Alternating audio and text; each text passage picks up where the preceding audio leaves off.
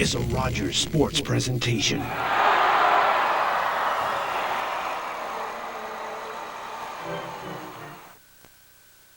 The rivalry continues tonight as the Sarnia Sting meet the London Knights.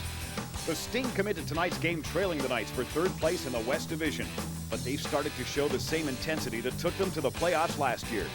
The Sting will have to have that intensity and hammer goalie Aaron Molnar with shots to beat the Knights. London is in a slump, and coach Lindsey Hofford needs to do something quick. In their past 11 games, the Knights were 4-6-1, scoring 35 goals in that stretch. In that time, Aaron Molnar faced 122 shots in the 2 games against the Sting, stopping 116 of them and allowing the Knights to split the series. Tighter defense and putting the puck in the net will be keys as Aaron Lobb and the London Knights will do battle with Ryan Hare and the Sarnia Sting on OHL Prime Time.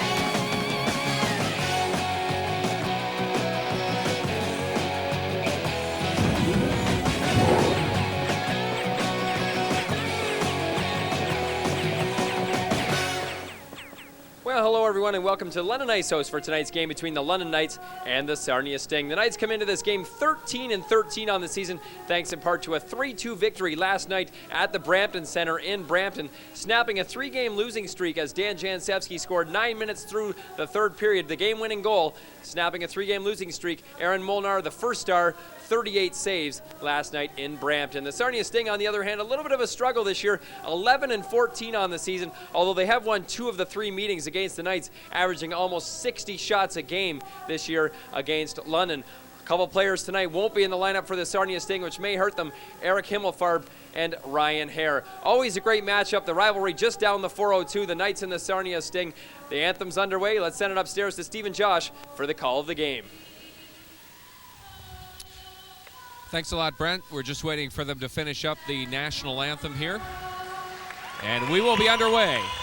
London Knights versus the Sarnia Sting here on a Friday night, December 8th. There's your starting goaltenders. Aaron Molnar for the London Knights. He has started every game this season. And down at the other end, Josh? Robert Garrison in the net tonight for the Sarnia Sting. 3.49 goals against average. He has seen action in 23 games this year, 9-12-2.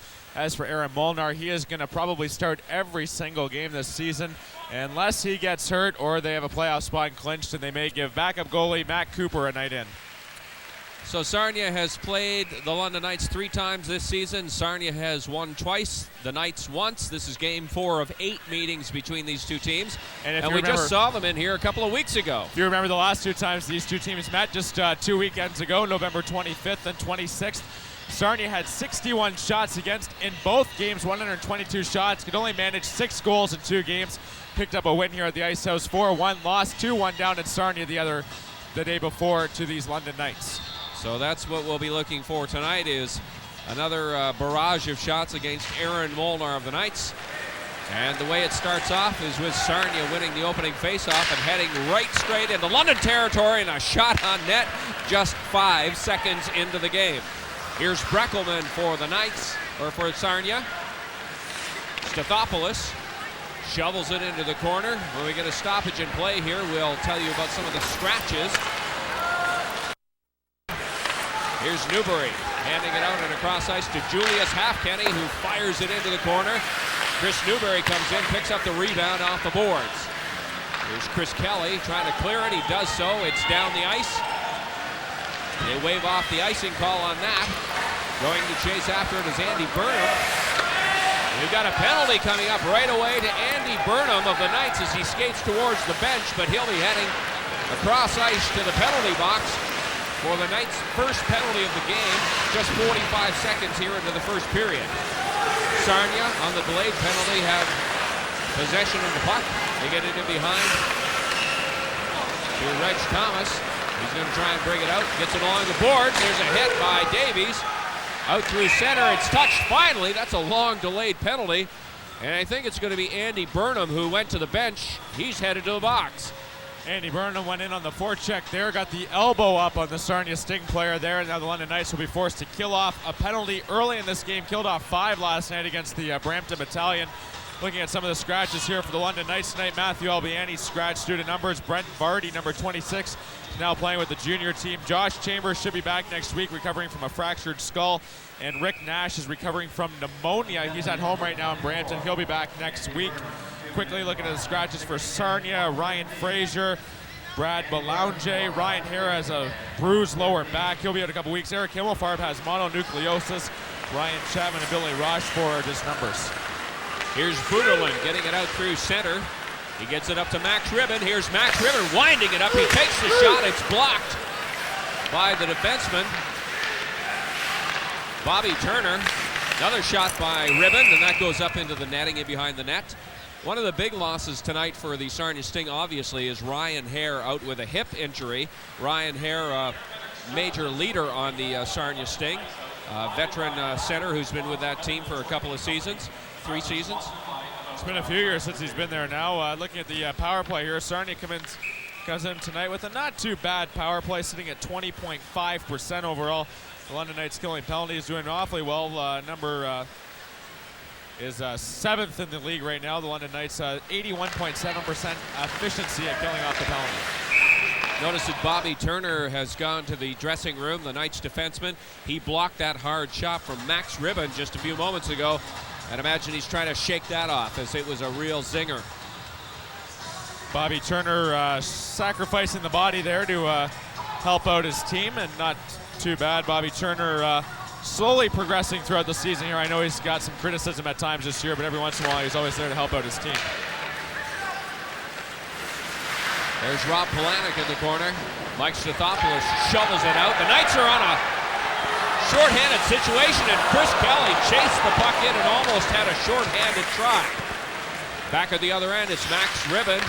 Max Ribbon through center, the shot right on net, and that's grabbed by Molnar. It was Buderlin with a perfect pass from from Max Ribbon. Well, there you see the 2 Russians for the Sarnia Sting connecting early, and Aaron Molnar had to be at his best to make a good save. Last night, Aaron Molnar made 38 saves. He's already faced 1,000 shots this year, 29 games into the season. 1,000 shots. Aaron Molnar, one of the reasons why the London Knights are sitting at 7th place in the Western Conference, and sitting, of course, 3rd place in the West Division. Kris Newbury taking the face-off of Lou Dickinson to the left of Aaron Molnar. Dan Jansevsky, the Knights captain, tries to clear it. He can't do so. That hit a player on the way through and was knocked down by Molnar at the final second as it came toward the net.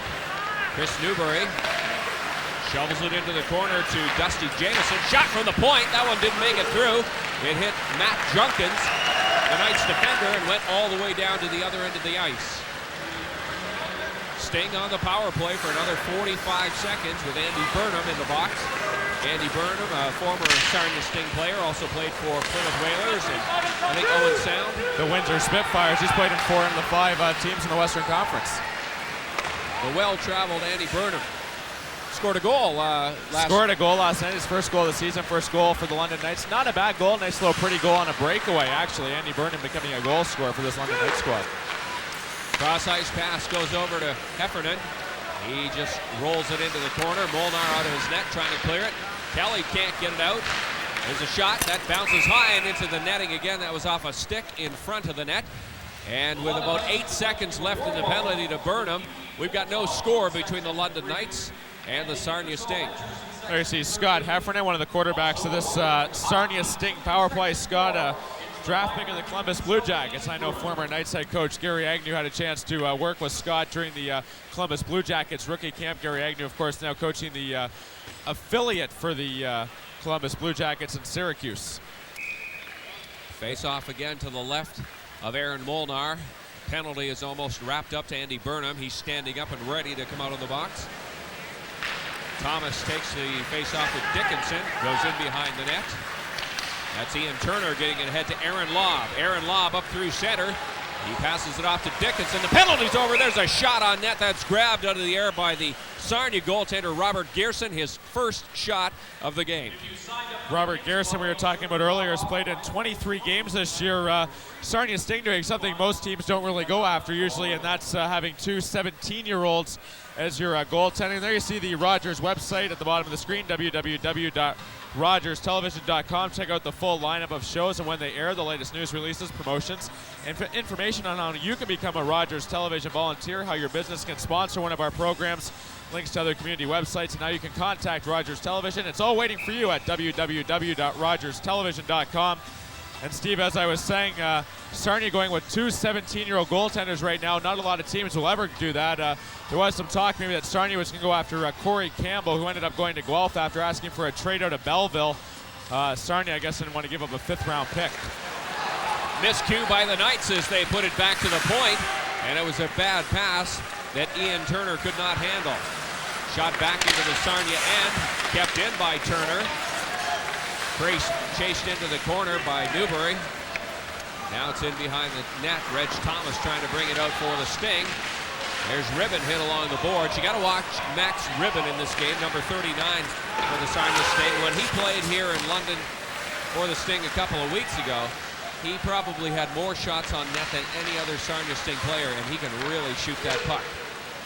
Number 39 has got it right now. Max Ribbon tries to wind it up. Ian Turner didn't allow him to shoot it, but he's going to go over the wraparound. He does get around and takes a shot, but it's stopped by Molnar. Ribbon then heads for the bench. Andy Burnham passes off to Kris Newbury. Burnham was hit just inside the Sarnia blue line, but he's back up and into the game. Here's Dusty Jamieson bringing it in for the Sting. He takes the shot on net, right on Molnar as he's in good position. They're getting a little too close for comfort in there with Aaron Molnar, so we get some pushing and shoving after the whistle. Well, it's hard to believe 2 weeks ago when these two teams played in Sarnia, there was only one penalty in the last two periods. Some of the frustration carried over into the last game here in London there on the Sunday. Now it's starting to pick up again. A little pushing and shoving. All started there when Chris Birdie ran over Burnham in the mid-central ice zone, and looks like Birdie's going to get a penalty here for the Sarnia Sting. They still have no shots on net against the Sarnia Sting, according to the official shot keeper. But I thought that Gehrman actually did make a stop down there, so I don't know how they determine whether it's a real shot or not a shot. Well, it seems that each arena in the OHL has a differing sort of definition of what a shot on goal is. It's supposed to be if it has any chance of going in from anywhere in the ice. So if you dump it in from the red line in and the goalie has to make a save or stop the puck, that is a shot on goal. I know some people don't like it, but that is a shot on goal, and the goalie has to make a save. And I know each goal judge doesn't like it or whatever, but that's a shot on goal. Chris Birdie is in the box right now for the Sarnia Sting, so the Knights get a chance to try the power play out here tonight. Their power play is one of the better ones in the OHL, but they can't break out of their own end right now. Jansevsky gives it back to Chris Kelly. Chris Kelly, a forward who plays the point on the power play. He gives it away to Preston Mitzi. Fortunately, Mitzi couldn't get anywhere with it, and Dan Jansevsky shot it ahead. Stathopoulos with a shot on net. Sherman was there to tip it. Didn't get the stick on it, however. Now Jamieson and Sherman fight for it. Jansevsky comes in from the blue line to keep it in. And Breckelmans just rifles it down the ice. Minute 10 left in the penalty to Sarnia. They send fresh penalty killers out onto the ice.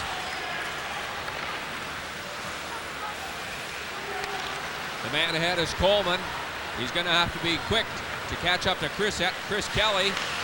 Kelly through center to Bois, who's hauled down, and we're going to get another penalty to the Sarnia Sting as Daniel Bois was hauled down and went flying into Gerson, the goaltender. Well, that's a nice play by Chris Kelly right there, dropping it off to Daniel Bois, who's coming through the middle, going to the net like you're supposed to do.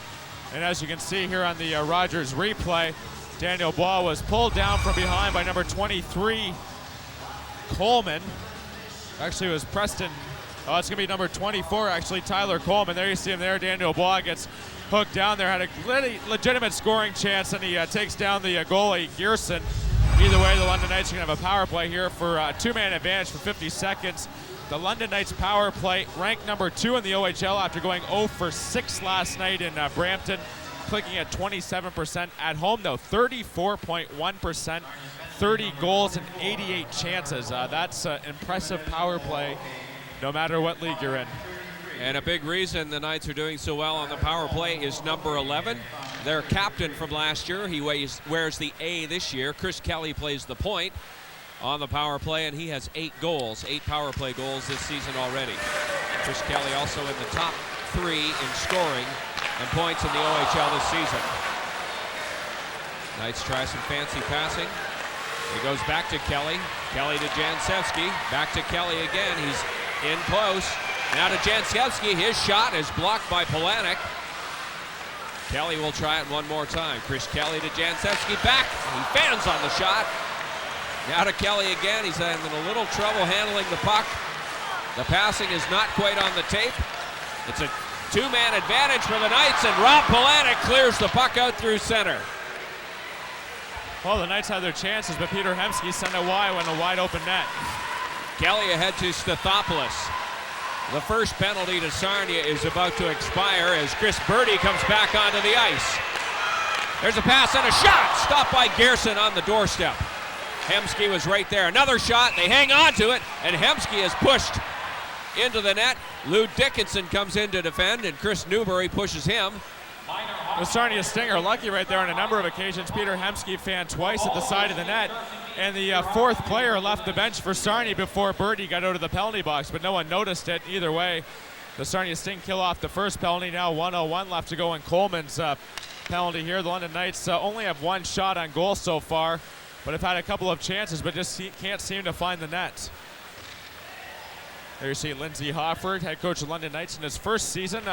Doing a good job so far with this London Knights squad. They're beyond expectations right now, sitting 7th in the Western Conference with 13 wins, 13 losses, 2 ties, and 1 overtime loss. Sherbin taking the face-off with Preston Mitzi in the Sarnia end. Knights are still on the power play with a 1-man advantage. Ian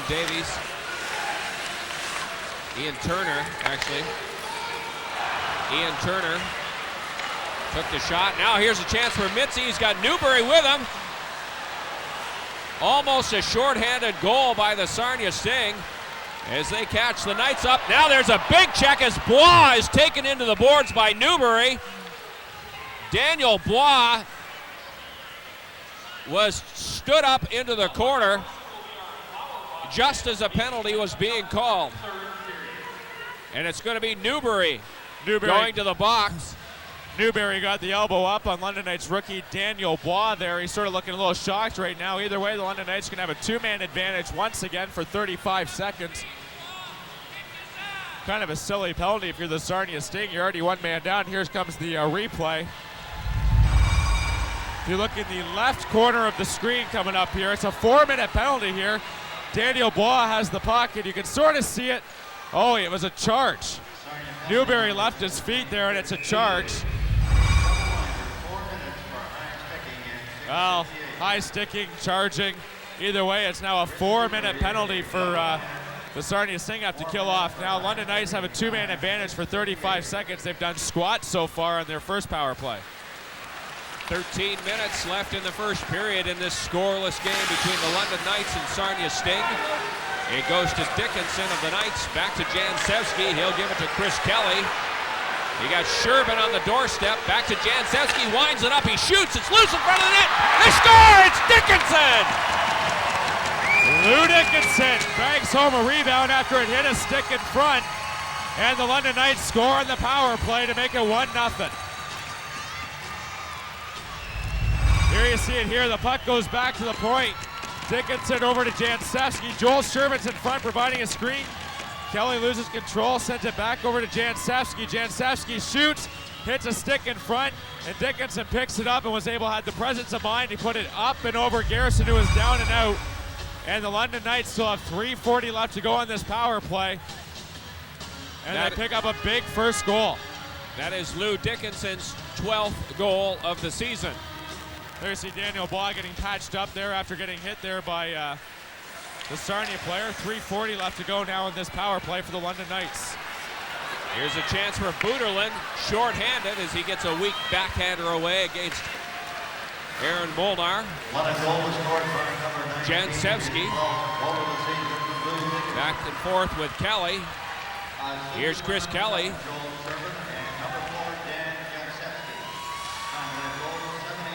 The assists officially on the first London goal to Sherman and Jansevsky. Back to the point. Kelly takes a quick shot. Lob tried to center it, and now Buderlin lifts it high and over top of Chris Kelly. Knights will go back in with Stathopoulos to Lob. Here's Aaron Lob. He's watched closely by Buderlin. Jansevsky gets that and scores! Mike Stathopoulos! Mike Stathopoulos goes to the net, and just like what you're supposed to do, and Dan Jansevsky fires it towards the net, and there's Mike Stathopoulos to pick up power play goal number 9. And the London Knights still have 2 minutes left to go on this power play. Here you see Jansevsky just sort of fires it towards the net. Stathopoulos falling down, getting checked there by the Sarnia Sting defenseman, was able to knock it upstairs, and the London Knights are up 2-0. And Mike Stathopoulos scores his 12th goal of the season. The other London goal for Lou Dickinson, also his 12th of the season. The Knights have 2 power play goals, and they lead this game 2-0. Well, Steve, we talked about the fact the London Knights power play was lethal at home, 2 for 3 now at the man advantage, and here we go again. Goes back to Kelly. Knights are still on the power play because that was a 4-minute penalty for high sticking to Hemsky. He passes it in the corner.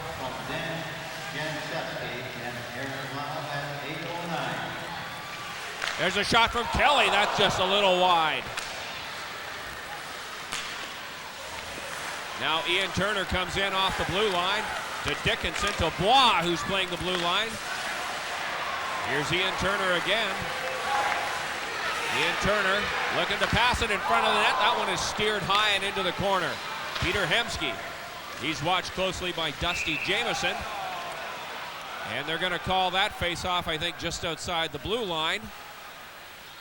Ian Turner did a smart thing there. Just sort of throw it on net right now. This is a rookie goalie in Garrison. Why don't you test and see his mentality? He's let in 2 goals that he really hasn't had any chance on, but still he might be a little fragile. Just fire a couple shots and on goal, see what he does. There you get a look at some of the crowd here tonight. Not a bad crowd here, even though the Sarnia Sting are in town, expecting maybe a few more fans, but it's still early. Well, you know, this Sarnia Sting London Knights rivalry has grown into one of the bigger ones in this area. The Knights' biggest audiences, crowds of the season have come when Sarnia is here, and the same thing goes when the Knights are down in Sarnia. They can pretty much count on packing out that new rink down in Sarnia. Used to be that Windsor was the arch enemy, the nemesis of London, but now it's become more so with the Sarnia Sting since their introduction to the league about 8 years ago. It also started with that playoff series there a couple of years ago when London beat Sarnia in 6 games. That also helped out as well. London Knights 2 for 3 on the power play here so far. Still have a chance here with 1:07 left to go. Actually, I said 8 years for the Sarnia Sting, but I don't think they've actually been in the league that long. It's probably 6. It's about 5 or 6. 5 or 6, yeah. I think they were formerly the Newmarket team. I believe so. Newmarket Royals. They only lasted for about a season or 2. Here's Stathopoulos centering pass right in front of the net. Taking a shot at it is Joel Sherman. Now Aaron Lob. Aaron Lob is going to go at it with Adam Campbell right now. They're in the corner. It's Lob and Campbell. Lob is down on the ground. And the linesmen, Rob Perrier and Joe Celestin, jump in quickly to break that one up. Well, Aaron Lob was skating behind the net there and gave a little shot to Campbell. And Campbell then dropped the gloves and away they went. You can see it here on the replay. It was after the shot. A great chance here. Stathopoulos rolls it in front. And here's Sherman get a chance there, rolls it along the net. Garrison there to make a nice save and then hold on for the rebound. There you can see Campbell give a little shot to Sherman after the whistle. Aaron Lob didn't like that, sort of skated by. And the replay doesn't roll far enough to see how that started, but either way, probably 5 minutes apiece for Fighting London Knights on the power play. Aaron Lob coming off perhaps his worst game of the season last night. Did not play well, looked out of place a lot of the time last night. Maybe the OHL Central Scouting rankings that came out last week that had him at 17th went to his head because he was playing really well until that point. Since then, it's sort of tailed off a bit the last couple of games. You notice that the linesmen jump in very quickly on the fights lately. I was asking the linesman, Rob Perrier, about that before the game, and he said there's no real plan to jump in quick and stop the fights. It's just they sort of play them as they see them, and when they see the opportunity to jump in and stop a fight, they do so. Now back to Jancevski. Here's Jancevski. Knights are still on the power play for another 30 seconds with that 4-minute double minor that was handed out to Kris Newbury. Kept in by Kelly at the blue line. Along the boards to Stathopoulos. He's looking to pass in front of the net to Hemsky. Hemsky's off to the side, gives it back to Stathopoulos, to Hemsky again. To Jancevski in the slot. He takes the shot. Big save by Gerson as he got the pad down just in time. Foot race for it there with Penner and Jancevski colliding in front of the Sarnia bench. And Chris Kelly is back for it. The penalty to Sarnia is over, and it's dumped down the ice by Chris Kelly, who heads for the bench. A fresh line out there for the London Knights. It's Eminger and Ian Turner on defense. Reg Thomas coming in. He hits Ian Turner from behind, but slows up so it wasn't a hard hit. Now Neufeld has it poked off his stick by Julius Halfpenny. There's a new player for the Sarnia Sting, number 27, Oak. Now we've got a fight with Logan Hunter and Thomas, Reg Thomas. These two have gone at it before.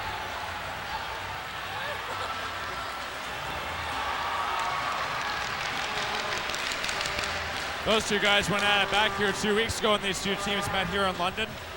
And there's no secret, actually. These two both growing up in the same sort of area, playing in the same league the last couple of years. And before the game, some of us were talking, and we knew these two were going to fight. Either way, the London Knights just had 6 minutes of power play time. They pick up 2 goals and lead 2-0. And they are NHL offspring. Reg Thomas being the son or nephew of another Reg Thomas who played in the league. And Logan Hunter, of course, the nephew of the Hunter brothers, who both played in the NHL. Now, I'd like to squash some rumors right away. Dale Hunter says he will not come out of retirement to play. He's not going to come out of retirement to play, own a team and play with the team. He's decided against that. Well, you know, looking at Dale, when you see him around the rink, you think he could probably go back and play tomorrow. I know he gets out there from time to time and practices with the team. He did early in the season, gets out there, skates with them. And I know the players like it too. It's always fun to practice with a former NHL player, learn what they have to talk about and learn from their wisdom.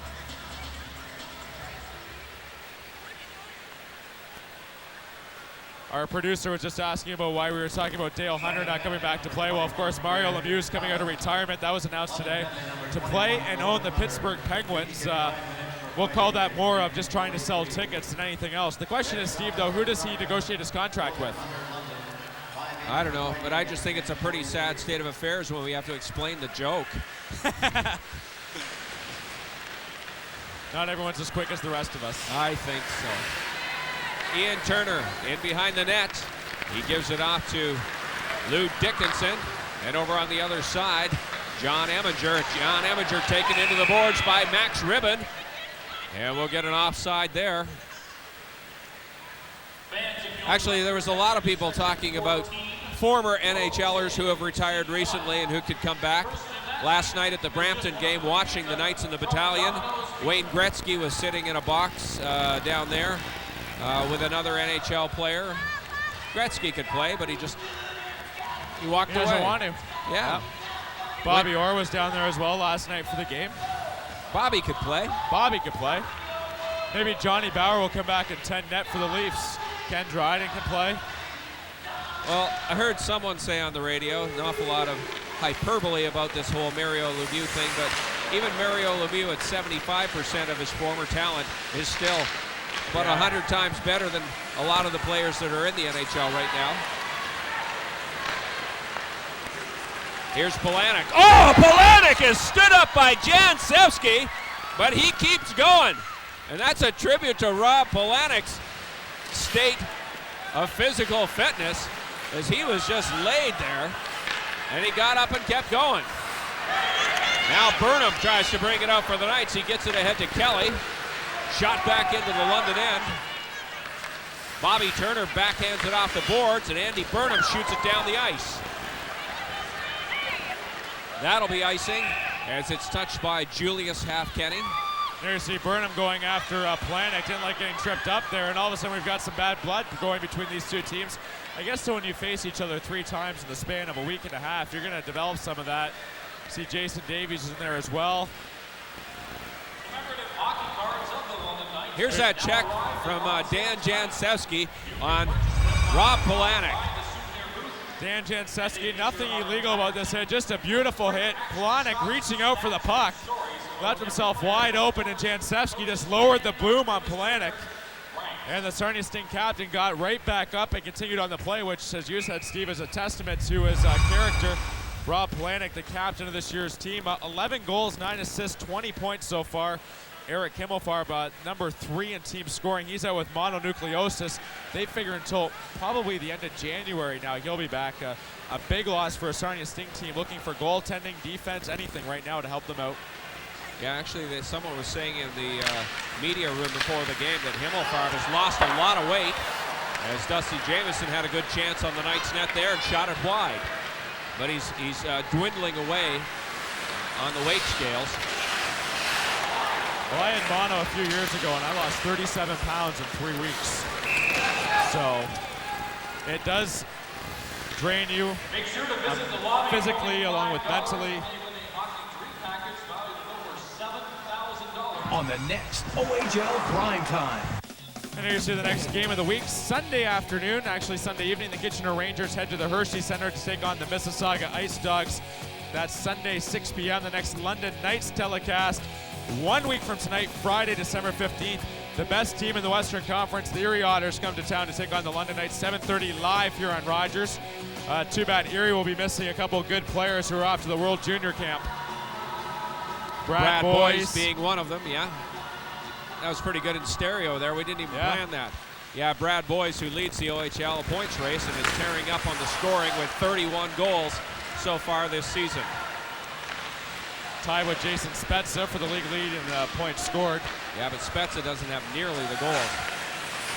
Although Spezza's coming on as of late, 8 goals and 8 goals and 5 assists in the last 3 games. Started here with the hat trick last weekend. You can catch every London Knights game home and away. Dan Jansewski, speaking of last 3+ games, 1 goal and 7 assists in the last 10 periods. Dan Jansewski, who was slighted by not being picked for that World Junior Selection Camp, which I think is just a travesty to the Ontario Hockey League and to the Canadian Hockey League. Showing Stan Butler last night, the head coach for the Canada Junior team and also the Brampton Battalion, that, hey, I can score goals too. He scored the game-winning goal in the 3rd period to lead the London Knights to a victory they probably didn't deserve. Hemsky and Ribbon hacking away at each other. In behind the play, and then Ribbon goes in and hits Hemsky along the boards. This is a very rough game. A lot of the play that is going on away from the center of play on camera. There's a lot of hacking and a lot of hitting in behind. Molnar steers that one to the side of the net. Neufeld will try and clear it. Cannot get it out. It's kept in by Halfkenny. Falling down is the Knights captain, Jansewski. There's a shot on net, way wide from Oak.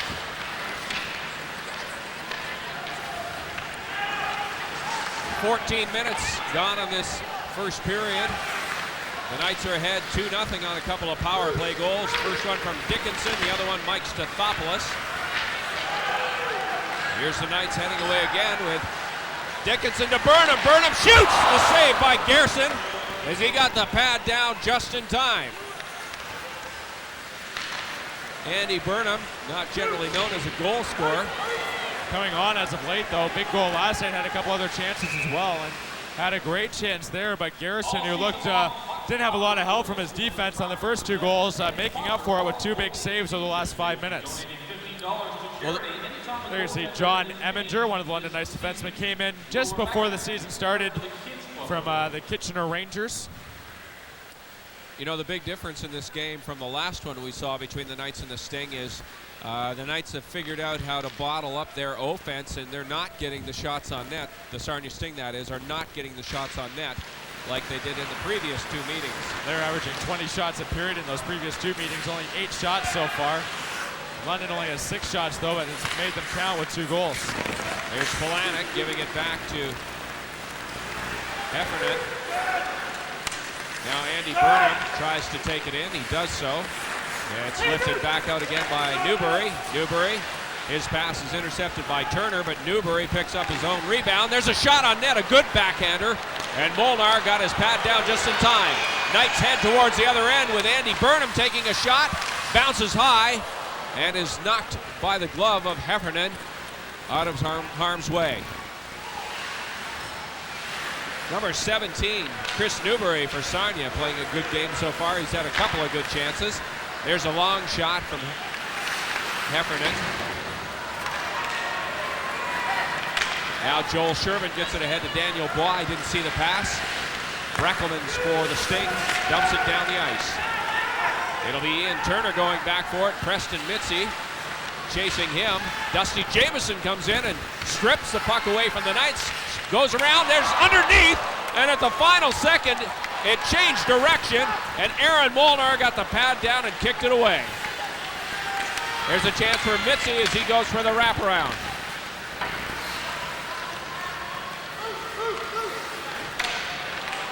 Over to an open corner. Halfkenny can't handle it. Here's Jason Davies down the ice. As the Knights change up a line, they send out Bobby Turner, Lou Dickinson, Jansevsky, and Neufeld.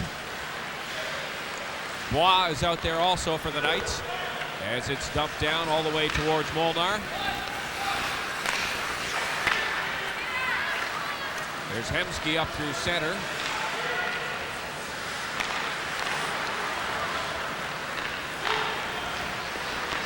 Penner ahead to Ribbon. Max Ribbon goes in the corner. Jansevsky's there. He gets it first. Kept in by Penner, however. Falling on top of him is Bobby Turner. Now here's a chance for Ribbon. He has it stripped away by Dan Jansevsky, who loses his stick and then recovers. There's a shot right on net from the blue line. Lukovic. Another try. Ribbon takes a shot and then falls down. I think he was slashed on the hand as he lost his glove. I think he was speared, actually. The way he went down, he was favoring his midsection. Yep, but he's back up and into the play. Fresh line out for the Knights, fresh line for the Sting. As it's dumped into Aaron Molnar, Bobby Turner back for it. 3:15 left to go in the first period. Sting putting the pressure on the Knights, not allowing them to get out. There are Breckelmans and Julius Halfkenny. The defense pairing for the Sting, volleying it back and forth. They can't get out of their own end as Chris Kelly pokes it back in. And it's lifted high and off the boards. Ian Turner sends it the other way.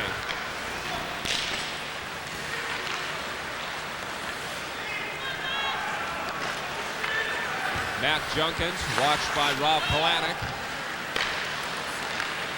Stathopoulos can get nowhere with it. Now Budolin is hit by Kelly, and it's dumped back in the Sarnia end. Pretty good period of hockey, almost wrapped up here. We've had a couple of really good hits, a couple of very short fights, and 2 beautiful power play goals by the London Knights as they lead this game 2-0.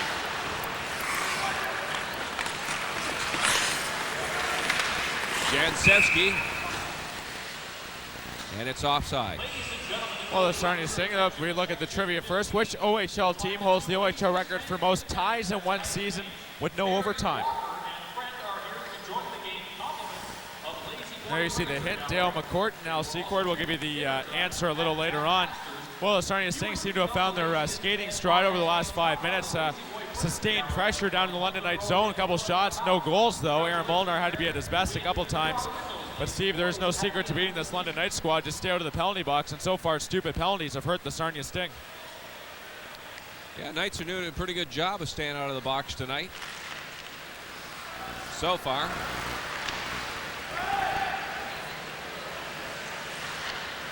Referee tonight is Scott Hutchinson. We've seen him in here a few times this season.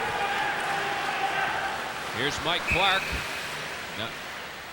Now for a look at our first intermission, let's go down and talk to Brent Pale. Thanks, guys. Coming up in the first intermission, I'll be talking with Knights defenseman number 44, John Eminger, plus a profile of Winter Spitfire forward Jason Spezza, the number 1 ranked prospect in the Ontario Hockey League, plus the play of the period. All that coming up in just a couple moments. Stay tuned. Back upstairs for the call of the rest of the first period. Little tidbit about Jason Spezza. Some of the scouts are saying that Stephen Weiss of Plymouth is narrowing the gap a little bit in that race for number 1 prospect in the Canadian Hockey League. We'll have to wait and see what happens there. Here's Heffernan. He gets it out to Jamieson, who can't get it out. Kept in by Daniel Bois of the Knights. Sherman's in there with Heffernan. They fight for it along the boards. Heffernan wins that little battle. It's off the glass and out over the blue line. Jansevsky ended up with the puck, and it fell into the Sarnia Sting bench. Well, we were talking earlier about some of the scratches for the Sarnia Sting, and Eric Himmelfarb is out. Well, for the London Knights, you're also missing your top rookie and your second highest point getter right now, and that's Rick Nash, who's at home with pneumonia. Could be back for next Friday's game with Erie, but look at those rookie numbers: 13 goals, 18 assists, 31 points, 5 power play goals, 2 shorthanded goals, 2 game-winning goals. Sitting third right now in OHL, the OHL rookie scoring race now. Was leading, but because he's been sick for the last few games, St. Mike's players actually passed him right now, but still Rick Nash having some great numbers, along with fellow rookie Daniel Bois, who's playing really well with over 100 minutes and penalties and 15 points. Well, last Sunday, Rick Nash did not play for the Knights. He was scratched. They officially said he had the flu last Sunday, so I guess that's developed. There's Ribbon with a shot. It goes wide. So the flu has probably developed into pneumonia, if that's possible. And for Rick Nash, that means that his rookie season of scoring, which had him right at the top of the pack, is dwindling as he is not playing. And I'm not a doctor, but I do know pneumonia, as I know a number of people that have had it, and that is an illness you don't rush back from. He saw him yesterday on the bus ride up to Brampton for the game. He was looking better. He had a bit more color in his face than what he had last week, so he is getting better, and that's the plus side for the London Knights. But I don't think they'll rush him back either. If they may, there's only 5 games left until the Christmas break. They may want to rest him up until then, but we'll wait and see.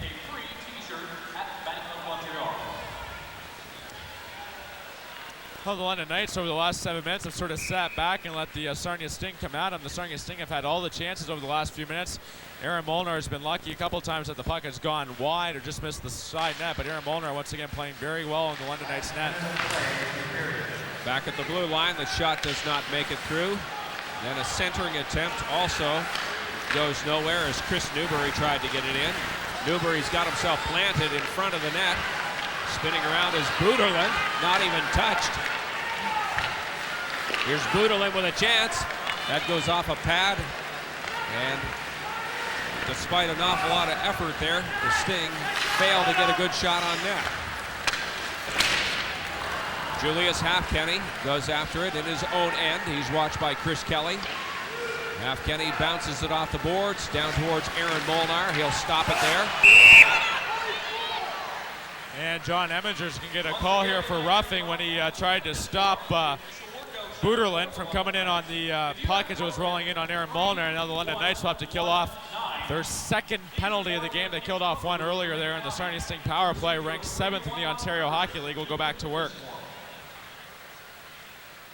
Actually, I lied. It was 10th. 10th power play. London sitting in the middle of the pack in terms of penalty killing, 7th, 81.7%. Playing very well, played very well last night on the road as well, killing off 6 Brampton chances. And that's a Brampton squad with some good players too. When you look at Rafi Torres, Radislav Klesla, Jay Harrison's ranked 3rd in the Ontario Hockey League in the upcoming June draft. So there's a team there with a lot of talent. The London Knights managed to get 2 points last night. Back to the blue line. Julius Halfkenny hangs on to it. There's a shot. Molnar didn't quite see where it was. Stumped down the ice. Remaining seconds here of the first period. Time for one final shot. It'll be Max Ribbon who takes it, and another one from Birdie, but that does not make it through. Shots on net in that first period, 13-7 in favor of the Sarnia Sting, but certainly not the kind of numbers that we've seen from the Sting in the last couple of games. Well, it took the Sarnia Sting about 5-6 minutes to get rolling. They were down 2-0. Started to play well near the end of the period, had all the chances. Aaron Molnar was good when called upon, but the London Knights capitalized on their chances in the first period. The Sarnia Sting did not. Goals in that first period, both on the power play, a two-man advantage as Lou Dickinson got his 12th of the season. And then a few moments later, Mike Stathopoulos also getting his 12th for the London Knights. And they lead it 2-0 after one period. I'm Steve Matthews with Josh up here in the booth, and we'll be back with the second period play-by-play after this.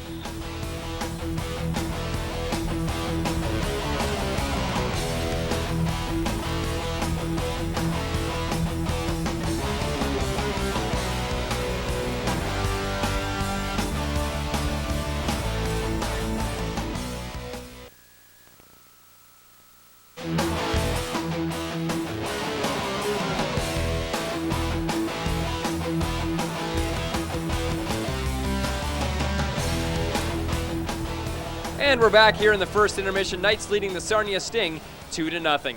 Of course, last week the Windsor Spitfires were in town. Jason Spezza, the #1 prospect in the OHL, was here, and I had a chance to profile this great star. Kelly.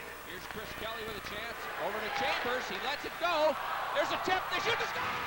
Special teams are a huge part of hockey now that referees are increasing the number of infractions called during a game. But you don't see any of the London Knights complaining about the number of penalties.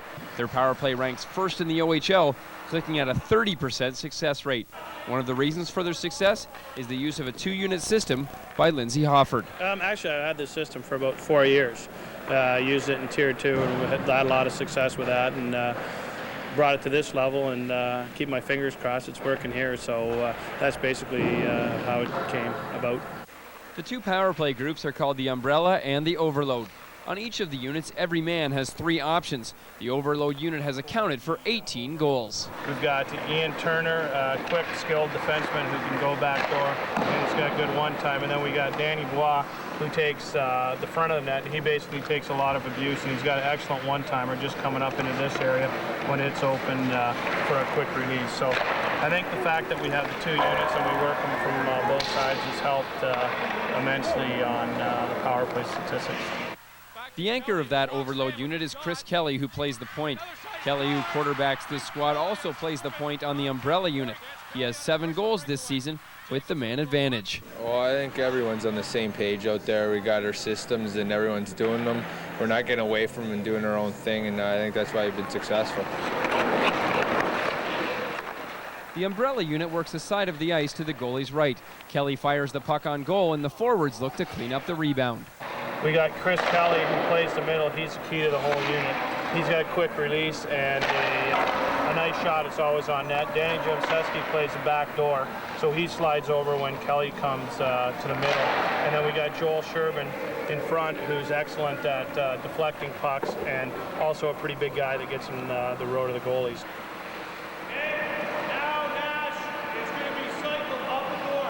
Do you expect that when you came into the OHL with this units of power plays and the amount of penalties that are being called that you guys would be right here?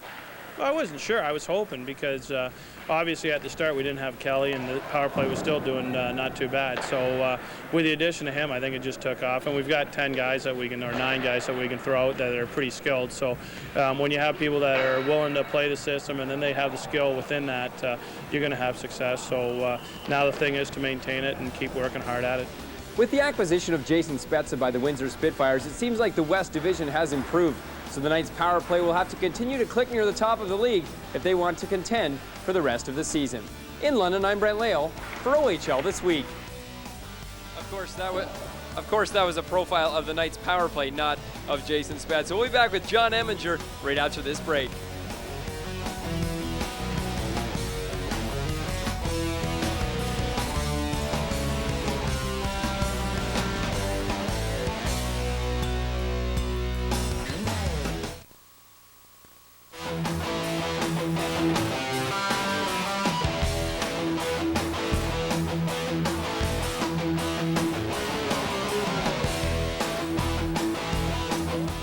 And we're back here in the first intermission. Knights leading the Sarnia Sting 2-0. I'm joined by John Eminger. new to the Knights this season. John came over from the Kitchen Rangers. Have to be enjoying things so far here in London. Yeah, it's a great town, good guys on the team, and we're looking forward to see how far we go this year. And it's supposed to be a rebuilding team, but so far what we've shown is pretty good, and hope we can take it further. So far this season, you have 3 goals, 2 beauties here at the Isos, or 2 beauties altogether so far, I guess. The one that was here at the Isos against Mississauga came down the wing, threw it over the goaltender's shoulder, just a beauty. And then another one here last week against Plymouth as well, too. The composure came in, snuck it in the side door. It seems like it takes you 3 weeks to score the beauties, but well, you manage to get them when you do. Yeah, they're pretty unbelievable goals. But I don't know, what can you say? Me and Lou, we've been working on some plays in practice, and that one in Mississauga, I just threw the net. I don't know how it went by the goalie.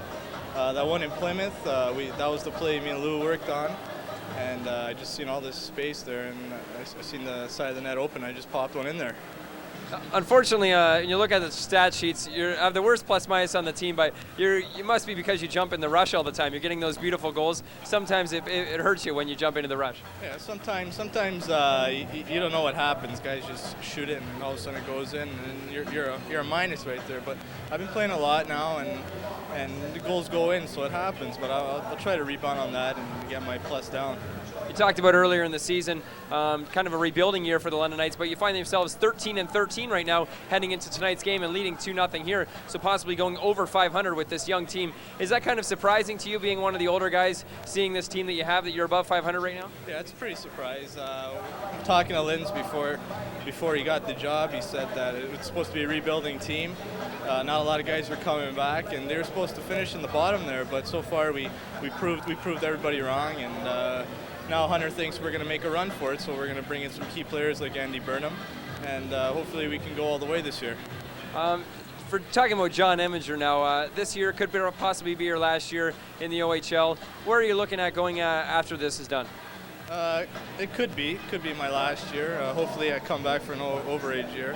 But I've been talking to some schools out east there, and hopefully I could get a trial somewhere in Europe.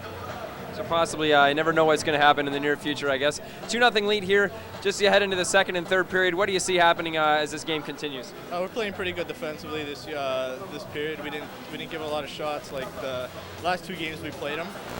We've been supporting the puck on the defensive side, and we're doing the little things right that Linz told us to do. All right, John, thanks for joining us. We'll be back with the play of the period after this break.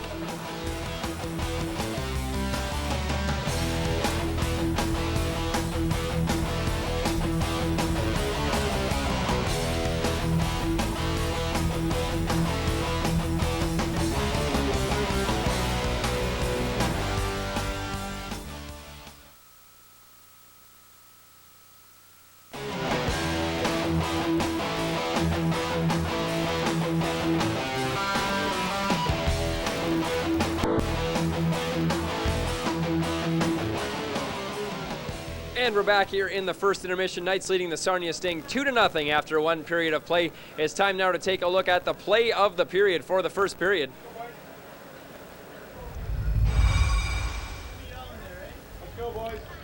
Dan Jansevsky up at the top of the slot here. He's going to fire one in on goal. It gets deflected by the Sarnia player, goes up in the air, and number 19, Lou Dickinson, corrals it, settles it down, throws it upstairs, and the Knights get out to the 1-0 lead. A beautiful goal, his 12th of the season on the power play by number 19, Lou Dickinson.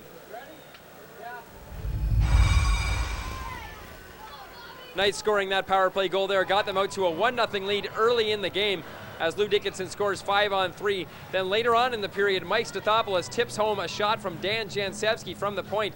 And Knights have a 2-0 lead after 1 period of play. Sarnia Sting once again taking penalties against the Knights.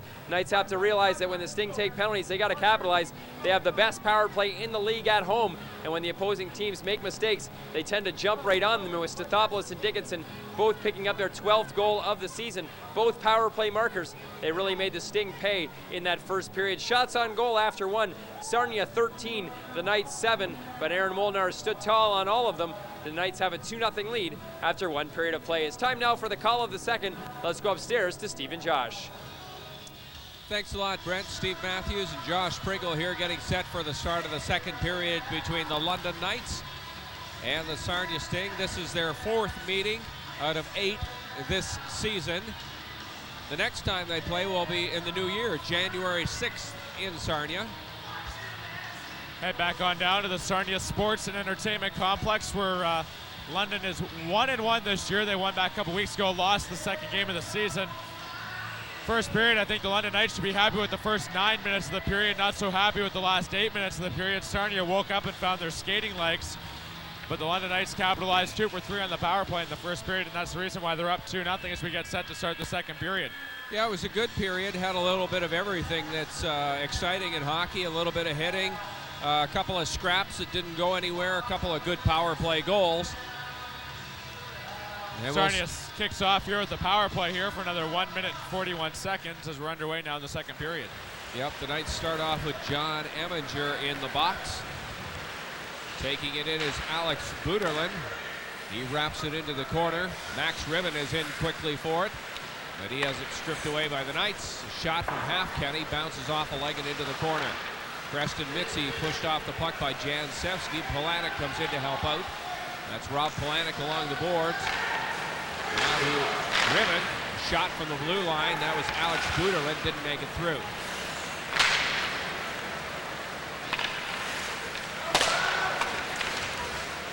Now Dan Jansevsky is hauled down. No penalty on the play, however.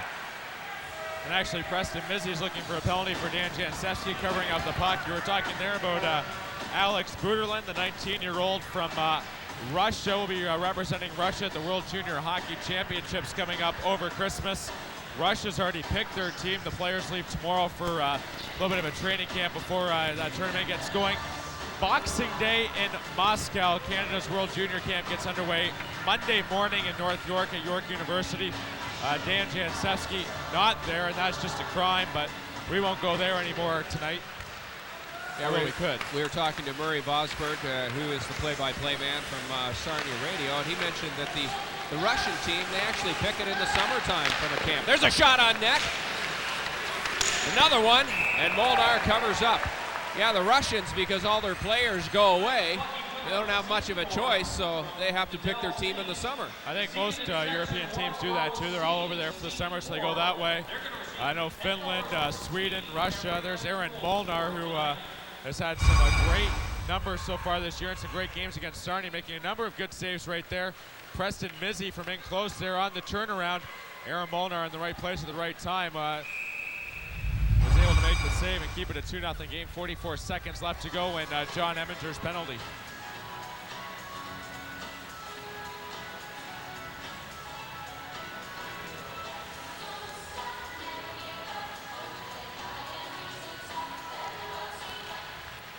Face-off in the London end. Goes into the corner for Rob Polanic. Now back to the blue line to Alex Buderlin. Here's a Max Ribbon, the other Russian on this team. He takes the hard shot. Ribbon ends up with it again. Buderlin takes it all the way into the corner. There's another shot coming in. They score! Power play goal for the Sarnia Sting. Rob Polanic there to bank home a rebound. Aaron Molnar couldn't corral the first shot. And right there, Rob Polanic bangs it home, and the Sarnia Sting pick up a power play goal, and it's 2-1 now. Sarnia Sting playing really well since about the 9-minute mark. Here you see on the replay, there's the shot from the hash marks. Shot there, Molnar makes the first save, but they can't corral the rebound. Bobby Turner way out of position for some reason behind the net, following Buderlin around, and Rob Polanic left wide open there. Dan Jansevsky trying to cover 3 guys at once. Bobby Turner way out of position. And the Sarnia Sting back in this hockey game. Now it's 2-1 as power play goals are ruling tonight. Well, Rob Polanic picks up his 12th of the season. This must be the night to get your 12th goal of the season. Both Dickinson and Stathopoulos scoring for the London Knights in the first period. Those were 12th goals for them, and this was the 12th for Rob Polanic. And we should also point out that it was Polanic who scored first for the Sarnia Sting when they were here just a couple of weeks ago. There's a shot grabbed by Aaron Molnar. A good hard shot from Chris Bertie. We've got a 2-1 hockey game, and all of our goals have come on the power play. Aaron Molnar forced to make a nice save there off Chris Bertie to keep it a 2-1 hockey game. There you saw Dusty Jamieson, who broke his nose here during the preseason during a well-publicized event that earned Lindsay Hofford a 12-game suspension. Good to see Dusty Jamieson back in the lineup now, playing very well for this Sarnia Sting team. The Sarnia Sting team, many people believe, underachieving right now, sitting in 8th place in the Western Conference heading into tonight's game. Well, they certainly have been hampered by the illnesses and the injuries, especially on their defense core. Taking it in is Julius Halfpenny. There's Jamieson. Walking out of the way of a hit was Ian Turner. Jamieson went flying. Now Daniel Bois backhands it into the Sarnia end. Daniel Bois hobbling as he comes off the ice. Perhaps took a slash or a hack. But he stays on the bench. That one hopped over the blue line.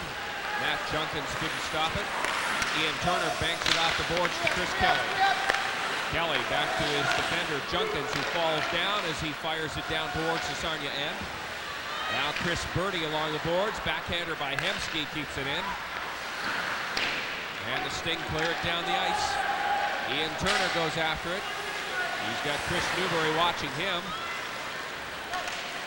Turner trying to get it out of his own end. He does, but not for long as Budelin takes it back in. Then it bounces out.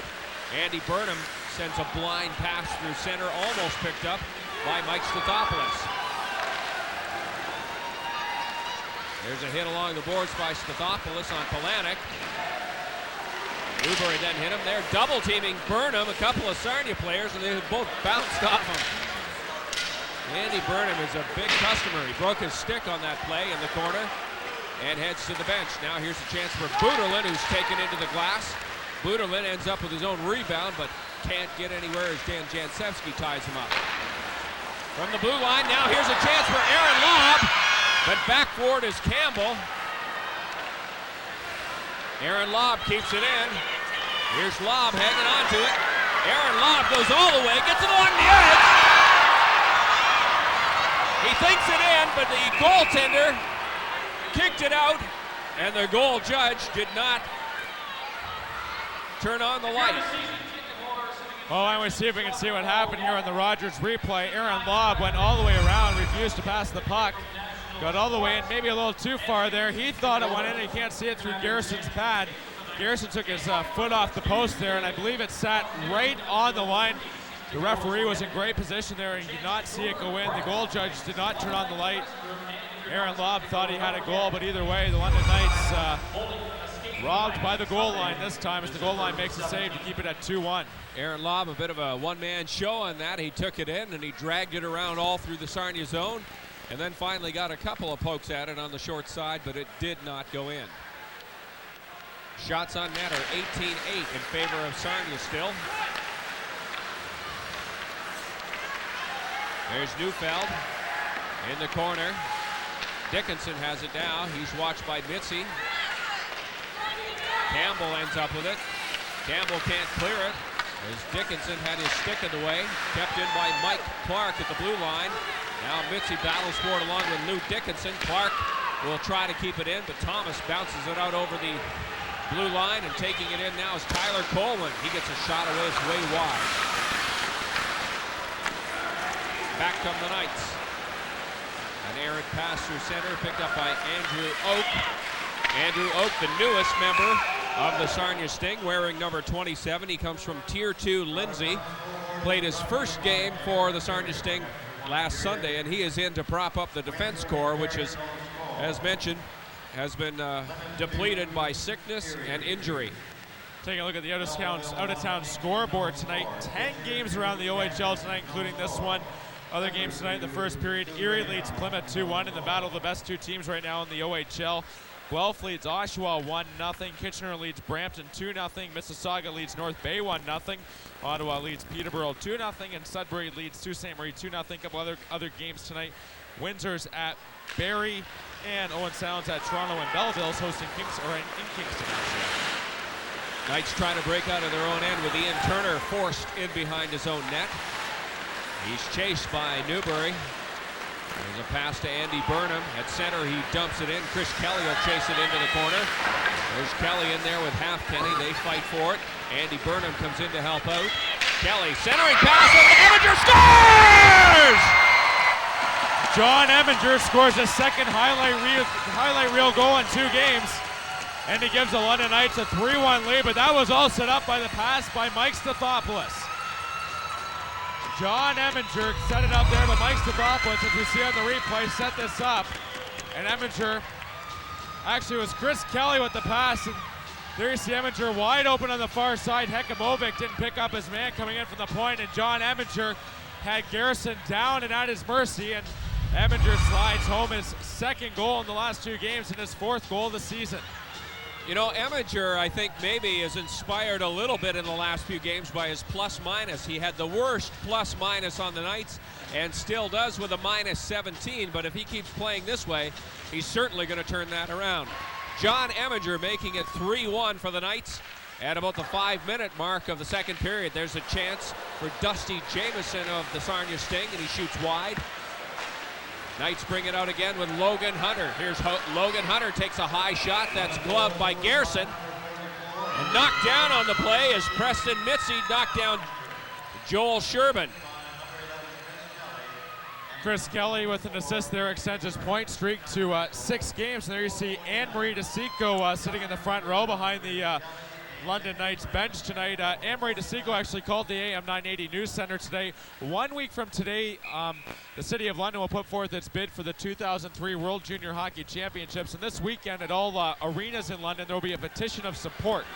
So they're looking for people to sign and show support for London hosting the 2003 World Junior Hockey Championships. Well, here's a little piece of useless trivia for you. Anne-Marie DeSico, who is the mayor of London now, a former broadcast journalist.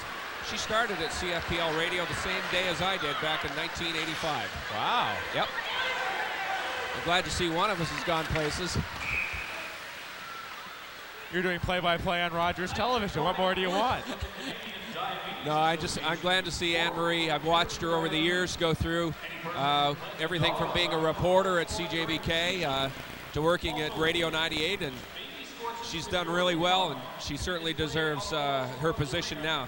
I know her brothers quite well, too. Dom and Vince, they're musicians in London, England. As I was saying just before we showed Anne-Marie DeSico, Chris Kelly with that point on the goal there by John Eminger extends his point streak to 6 games. Chris Kelly had a 10-game point streak earlier this year, now back up to a 6-game point streak, and really playing well for this London Knights squad this year. 43 points in just 26 games now, 15 goals, 25 assists. Chris Kelly being a leader in this hockey club last year. I'm sure something last year he figures he didn't do as well as he would have liked to as captain of this team. There's Andy Burnham along the boards. Rob Polanic trying to rough him up. Burnham, though, probably the biggest player on the London Knights. Pretty hard to move him off anything. There's Kelly. His pass to Burnham doesn't make it. Goes back to Corey Breckelmans. Corey Breckelmans, a Sarnia defenseman.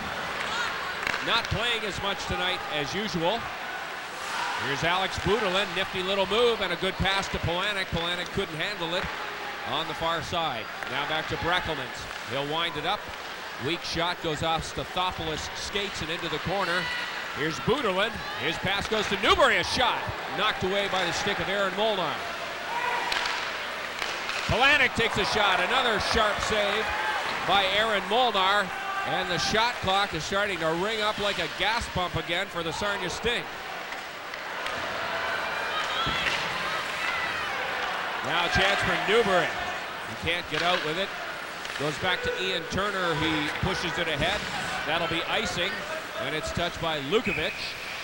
And with about 7 minutes gone in the second period, the Knights lead this game 3-1. You're watching it on Rogers Television.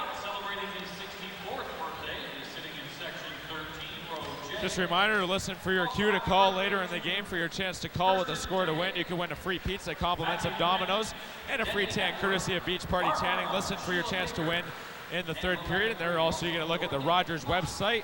Check out the full lineup of shows and when they air, the latest news releases, promotions, information on how you can become a Rogers Television volunteer, links to other community websites, and how you can contact Rogers Television. It's all waiting for you at www.rogerstelevision.com. Jansevsky gets it out to Heffernan, who fires it right back in. Molnar couldn't stop it as it was high on the glass in behind the net. Now Jansevsky ahead to Neufeld, and down the ice, foot race for it. Lob goes in after it along with Oak. And they say that Oak touched it first, so we'll get a face-off back down in the London end. On the next OHL Prime Time. And there you see the game of the week. Sunday evening, 6 p.m. The Kitchener Rangers travel to the Hershey Center to take on the Mississauga Ice Dogs, 6 p.m. along the Rogers Television Network. The next London Knights game 1 week from tonight. The Erie Otters travel into town for the first visit of 2 this year to take on the Knights. Game time 7:30 live on Rogers Television or right up here at the Ice House. Unfortunately, Brad Boyes may not be on that team leading the league in scoring right now, but St. Thomas native Brad Yeo will be on the team. He's having a great year for the Erie Otters, sitting in first place right now in the Western Conference. Face-off goes all the way back down into the Sarnia end. Lou Dickinson in there, forechecking for the Knights. Aaron Lobb also in deep. Sarnia having a little trouble clearing it with all that Knight checking up front. Coleman finally brings it out, gets it to Ribbon, who winds it up and takes the hard shot again. Another shot goes through the crease, into the corner, kept in by Heffernan. An elbow there from Dickinson to Halfkenny, and Halfkenny is down. Actually, it's Heffernan. Dickinson got the elbow up high. And the thing I don't understand is the referee was looking right at that the whole time. He waved off a glove pass right there, and Lou Dickinson got the elbow up. And right now the Sarnia player is down. You can see the trainer out to see if he's okay. That's Paul Shilton, the trainer of this Sarnia Sting staff, and we're not sure what happened. Well, it's Scott Heffernan. He was on the blue line. He got the puck in, and just when he let it go, Lou Dickinson came in with the elbow high and hit him in the head. The referee did not see it, or if he did, didn't register what had happened over there, and Halfkenny went down very quickly. Got to mention, though, that with the big elbow pads that they wear now, they're like cement blocks, and that's the type of an elbow to the head that could cause a concussion. We've seen things like that happen to a lot of NHL players. Paul Correa, perhaps one of the most famous ones. It's actually Scott Heffernan, number 3, the Columbus Blue Jackets pick in this past year's NHL draft, the 18-year-old, and there is going to be a penalty. It looks like the linesman can call it. And it looks like Dickinson's being waived, unless it's going to be a 5 and a 10. But Dickinson right now is heading towards the dressing room, so I'm not sure what the call is. Heffernan's heading down to the, it's a 5-minute major, which comes with an automatic game misconduct, I do believe. The fans don't like it here right now. There's no replay, but well, the odd thing about it, Josh, is that the referee didn't see it. Hutchinson, the referee, didn't put his arm up. Well, the Sarnia Sting now get a 5-minute power play. And the thing about this, Steve, is yes, the referee didn't see it, but the linesman can make the call if there is an injury. And at the same time, Dickinson had his elbow up and left his feet at the same time. And those are 2 wrongs. So Lou Dickinson gets 5 minutes for elbowing plus a game misconduct, and I'm sure the league will be having a look at that one next week. Here's it here on the replay. I'm not sure if we can pick it up. Actually, you can pick it up here. Dickinson, it just came out of the shot right there, but Dickinson was preparing to leave his feet, I believe. He did get the elbow up. Now Sarnia has a 5-minute power play to try to get back in this hockey game, trailing 3-1 here with 12:24 left to go in the second period. And that will force London Knights coach Lindsay Hoffer to shuffle the lines a little bit, as he's been depending on Dickinson to center, especially on the penalty kill tonight. Here's Buderlin. Alex Buderlin hangs on to it, gets it back to the blue line to Ribbon, who takes the shot. That's a hard shot that goes wide. Knights try to clear it, and they do, as Stathopoulos bangs it down the ice. The Knights player was knocked down before that, and the fans thought that should have been a penalty. Here's Alex Buderlin again. He can't get it out. Mike Stathopoulos takes it in. Chris Kelly's going for the net. Knights are short-handed here, but they've got it down in the Sarnia end. Alex Buderlin will try to take it back into London territory. He does so, gets it off to Ribbon. Max Ribbon spins around, looking for someone to pass to, finds Buderlin. There's a shot on net. Another one on the side of the net is knocked away. That was Preston Mitzi parked at the side of the net for Sarnia, and Aaron Molnar got over and covered up the short side. Both teams changing up in the middle of this extended power play. The Knights taking a 5-minute major penalty for Lou Dickinson, who gets the game misconduct for the big elbow that he lays on the head of Scott Heffernan, the Sarnia defenseman. Here's Campbell to Newbury. In the corner to Jamieson. Now back to the blue line to Campbell. Campbell's got Scott Heffernan on the other side. There's a shot on the short side. Molnar jumps on top of that. Well, the Sarnia Sting only had 2 chances there, but some nice defensive play. First by Junkins and Jansevsky, followed a couple seconds later by some great plays by Ian Turner there to knock the puck away. And the London Knights have killed 1 minute and 40 seconds so far this power play. Sarnia scored a power play goal earlier. Logan Hunter serving the penalty here for Lou Dickinson. London Knights will have to juggle some penalty killing lines here. I'm sure you'll see a lot of Chris Kelly and Dan Jansevsky over the course of the next 4 to 5, 3.5 minutes.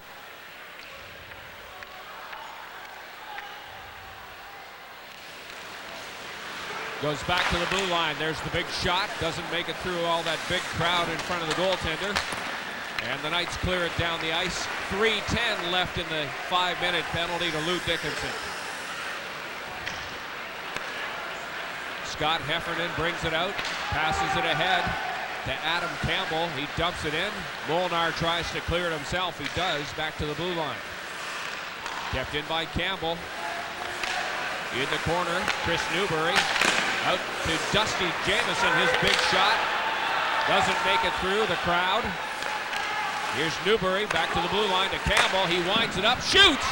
Underneath the pad of Aaron Molnar, jumping in on the doorstep is Kris Newbury, and Chris Birdie is then knocked down on top of Aaron Molnar. We got a big pileup in front of the London net. Nice play there by Ian. Nice play by Ian Turner there to fall on top of the puck when Aaron Molnar had no idea where it was, and now there'll be a face-off inside the London Knights zone. Sarnia having some good pressure there. They can't get a shot through the first couple times. It comes back out to the point. The Sarnia player winds up. That's Campbell with the shot from the far boards. Fires it right through. Molnar makes the first save. Birdie can't get a stick on it. And Ian Turner then locks up Birdie's legs there and sort of falls on the puck, puts his hand on it, covers it up. John Eminger taking down the other Sarnia player in front of Aaron Molnar. London Knights have killed off 2.5 minutes so far. This penalty still have 2.5 minutes to go before the penalty is over. Aaron Molnar, we were talking earlier, faced his 1,000th shot of the season last night. Playing very well. His save percentage now back up over 90, so playing very well. One of the reasons the London Knights are playing so well this season. Chris Kelly manages to clear it down the ice, where Robert Garrison handles the puck. We've hardly even said his name tonight, as he's only faced 10 shots and let 3 of them in. All 3 haven't really been his fault either. He's had no help from his defense. Well, a couple of power play goals for the Knights. 1 power play goal for the Sarnia Sting. The only even strength goal came here in the second period. John Eminger with a beautiful goal from the London Knights. 2 minutes left in the 5-minute major to the Knights. Nice play by Dan Jansevsky right there. And they dump it down the ice again. Here's Alex Budelin. Budelin along the boards to Halfkenny. He dumps it in. Goes in behind the net. Ekomovic is there. He takes a whack at it. There's a shot. Goes through the crease. Big shot from Budelin. Doesn't go anywhere as it loses momentum. And the Knights clear it down the ice again. 1:20 left in that penalty. Knights have been killing off a 5-minute power play for a Lou Dickinson penalty, an elbow that got him tossed out of this game. Sherbin dumps it off the boards and down the ice. Got to be frustrating for the Sarnia Sting not to make a 5-minute power play work. They've got a minute left in it. Or even sustain some pressure here. They haven't really done that either. They've had a couple of chances here and there, but nothing's been sustained over the 5 minutes. Up through center, Newbury. He hits Dusty Jamieson, who's on the fly on his off wing. Back to Newbury. He'll wind it up.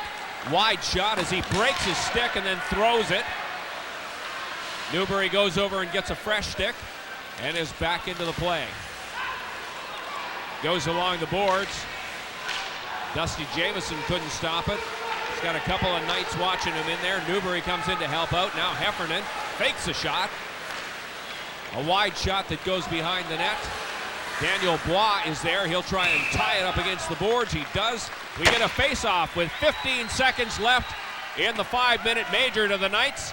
The Sting have failed to capitalize on it, and the frustration shown by Dusty Jamieson as he whacked his stick against the boards in frustration. There you see the Sarnia Sting leading scorer is Alexander Bertulin, who's off to Russia in a couple hours. Maxim Ribbon, number 2, 34 and 28 points respectively. Eric Himmelfarb, 24 points, but he's out with mono. And there you see Chris Kelly leading the London Knights, 18 goals. He added his 25th assist tonight, 43 points. Rick Nash right now, Mike Stathopoulos up there as well, 2-3. Lou Dickinson and Joel Sherman. So the London Knights getting more scoring out of more guys this year. And that was one of the reasons why last year they didn't do so well. They only had 3 or 4 guys scoring each night. Here's Chris Kelly trying to clear it, and he does so. Penalty almost over.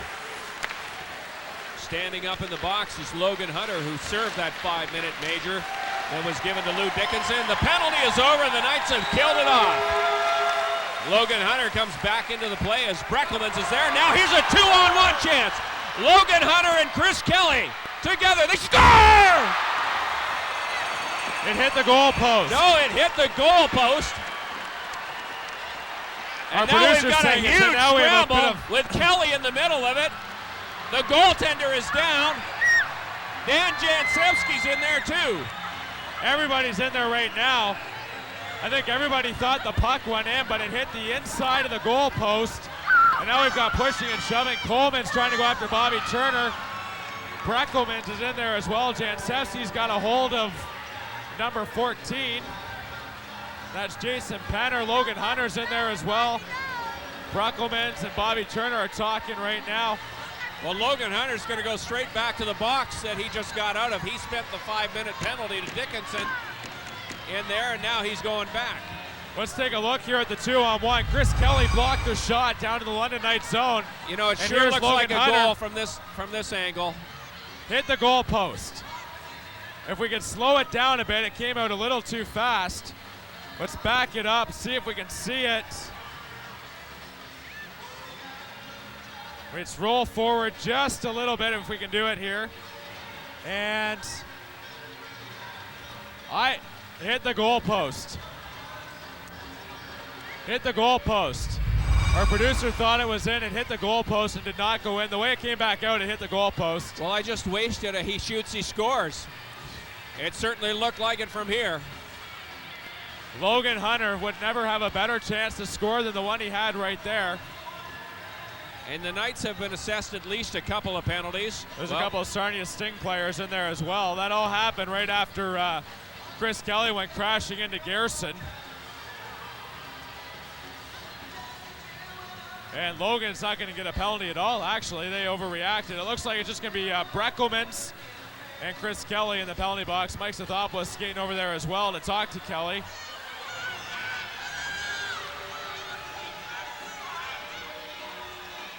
The Sarnia Sting dodged a bullet right there. It's Logan Hunter hit the goal post.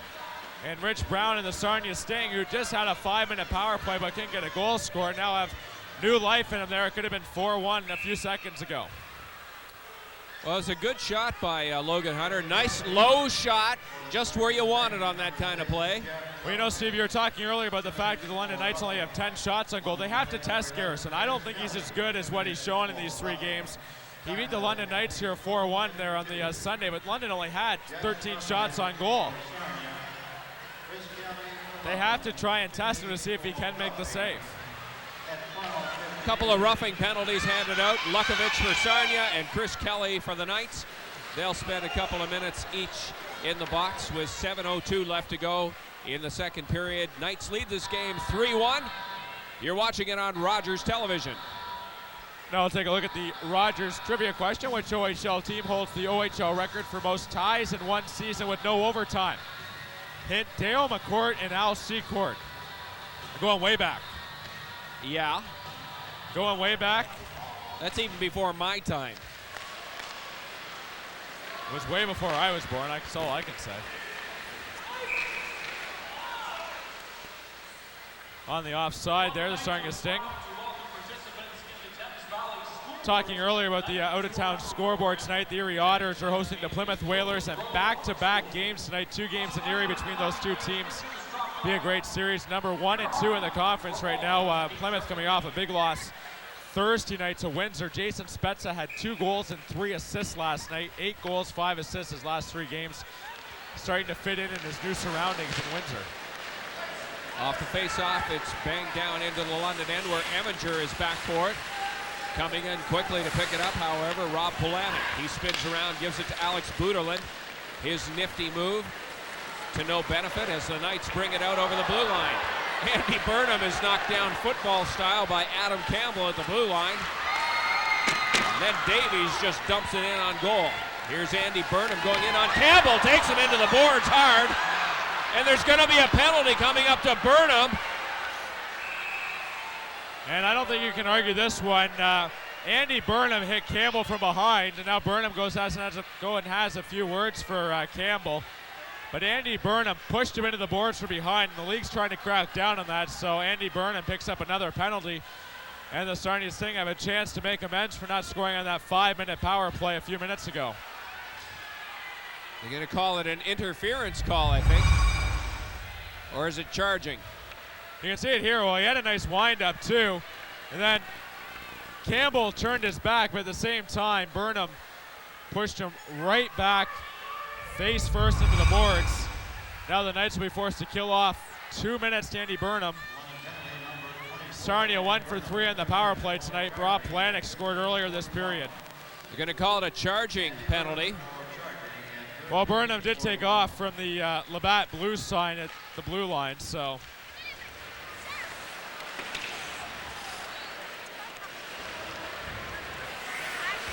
Alex Buderlin in behind his own net. He'll quarterback this power play for the Sarnia Sting, as he has done throughout most of the game, even though the Sting's power play has been somewhat ineffective. Their only goal tonight did come on the power play in the first period. Actually, in the second period with Rob Polanic scoring. We've got 5:45 left to go in the second. There's Max Ribbon. He's watched by Jan Sevsky. Max Ribbon tries to take it all the way around. He'll go outside the perimeter. He shoots right on net. That ricocheted right into the padding of Aaron Molnar.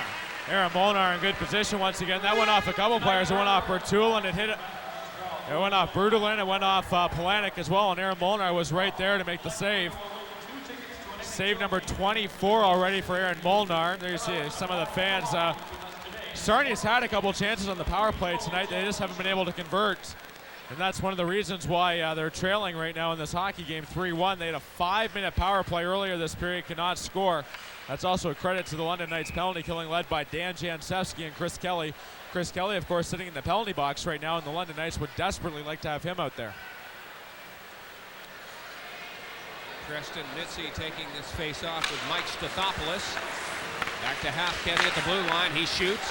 Loose in front of the net. They score! That was Preston Mitzi banging it in. And the second goal of this game for the Sarnia Sting is also a power play. And I think it was it Mitzi or was it Polanic? Preston Mitzi ranks home his 8th goal of the season here. It all started with the shot from the point there. Aaron Molnar made the save. Turner was taking down Polanic. And Preston Mitzi just outraced Joel Sherman to the puck, into the rebound, and Mitzi slides it home. And the Sarnia Sting convert on that power play, their second goal on the power play tonight, and they're back in this hockey game 3-2 with 5:30 left to go in the second period.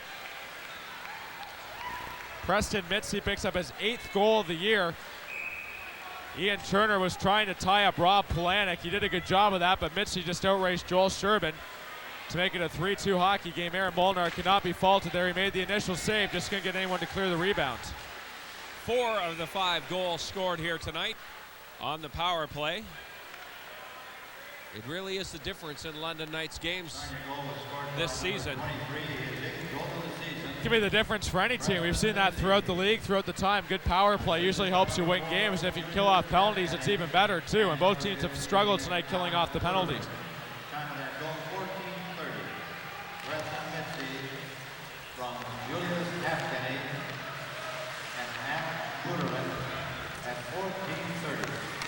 Here's Eminger trying to bring it out of his own end. It's knocked back in by the Sting. Chris Birdie chasing after Ian Turner. Ian Turner can't get it out. Dusty Jamieson puts it off the boards and keeps it in. Here's Birdie. Chris Birdie puts it in behind the net to an open corner. Dusty Jamieson rushes over for it. Now the centering pass almost to Jamieson, but a good play by Ian Turner, and he gets it out. Knights back in the Sarnia end with Hemsky and Andy Burnham there. Andy Burnham was in the box for that last power play goal for the Sarnia Sting. Here's Burnham with Campbell.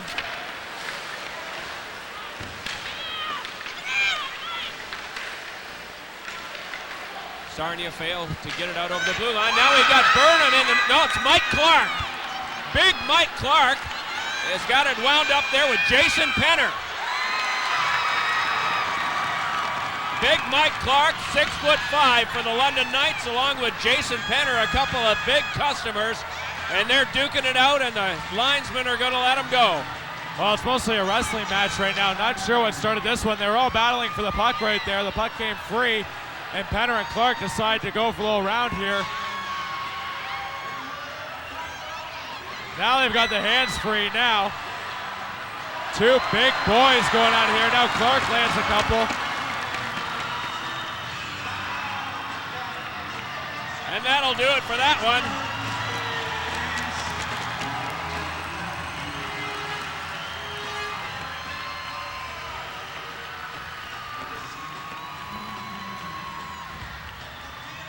Well, we haven't seen one of these in a while. A bit of a fight fest here tonight. That's the third fight of this hockey game. Well, you know, Steve, the London Knights have let in 2 goals tonight. Both of them have been because of mental mistakes. And throughout the season, that will happen to a young hockey team. On the first goal, Bobby Turner was caught out of position, and that's how the first goal was scored. And then the power play goal was led to a bad decision by Andy Burnham, running at Campbell from behind. There you see Campbell right there. And that led to the second goal. So the London Knights have to cut down on the mental mistakes if they're going to win hockey games.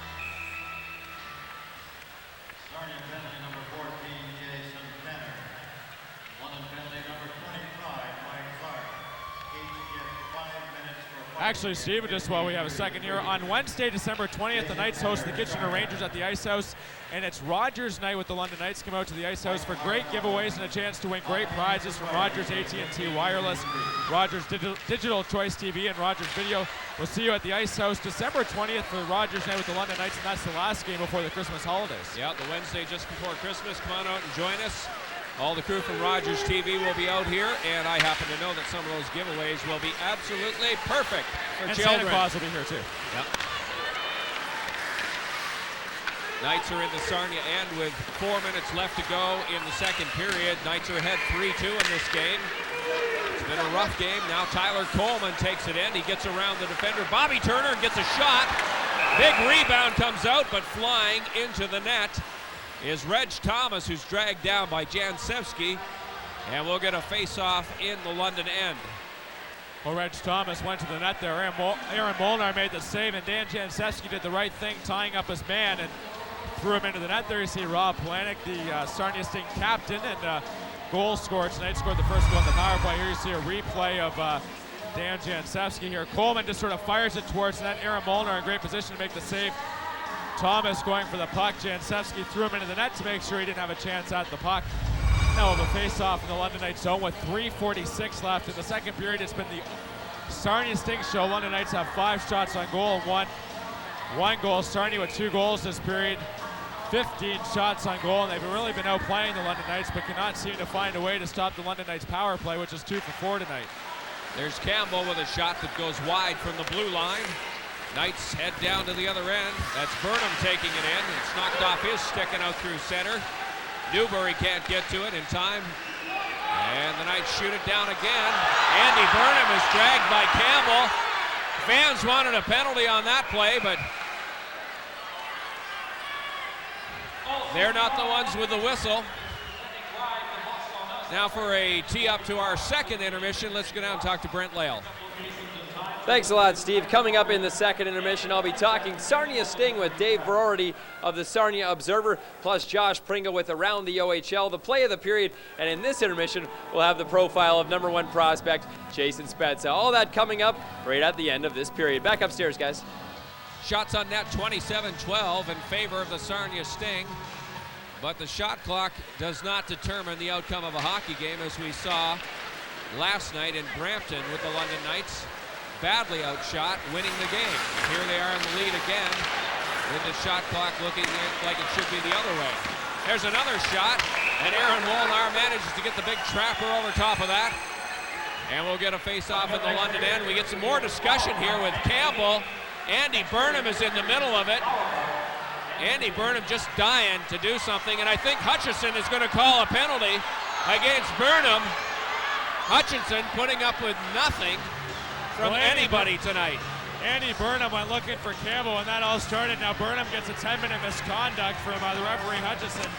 Campbell has something to say to Burnham as he heads down to the dressing room. You know, I understand that Andy Burnham wants to show up his old team for giving up on him, but at the same time, you have to use your head. But also, it's a questionable call as well. Why only send one guy when nothing really happened? And you and I are not the referees, so we cannot wonder what's going on downstairs. No, until we get awarded our official whistles, we are just armchair referees. If the league ever did that, it'd be in trouble. I can say that honestly right now. Well, I just stand by my old credo. There are 3 things in life I wouldn't want to be: a politician, a hockey referee, and an organ grinder. Here now's a chance for Sherbin. Sherbin comes in, it's underneath. Kicked out by Gerson. Sherbin had a great chance, and Gerson got down on that puck. Well, Gerson hasn't had a lot of help from his defense on a number of saves on the 3 goals tonight, but right there came up big once again. Joel Sherbin tried to go between the legs there, then the referee lost sight of the puck and blew it dead awfully quickly, while the London Knights still had a chance of firing it in. And we get a look here on the replay. Garrison's made 10 saves tonight, none of them bigger than this one right here. Sherbin coming in. Garrison started to lean one way. Got the stick down right there, made a nice save on Joel Sherbin to keep it a 3-2 hockey game. Goes back to the blue line, over to the other side to Junkins. He keeps it in. Chris Birdie tried to knock it out, but couldn't get to it. Now Breckelmans and Sherbin fight for it in behind the Sarnia net. Dragged down is Sherbin. We're going to get a penalty now to Corey Breckelmans. A shot, they score! No, it's waved off. No, it's... We'll wait for the official one on this, but a penalty had been called against the Sting. The shot was made. It was knocked in, but I think the whistle had gone before it went over the line. There is a penalty right now coming up to Corey Breckelmans. They're hauled down Joel Sherbin. Neufeld fired the puck on net. Garrison had trouble corralling it, and as it was on its way in, he covered it up. Someone threw some glasses onto the ice. Actually, it's Heffernan going to the penalty box for 2 minutes for dragging down Joel Sherbin.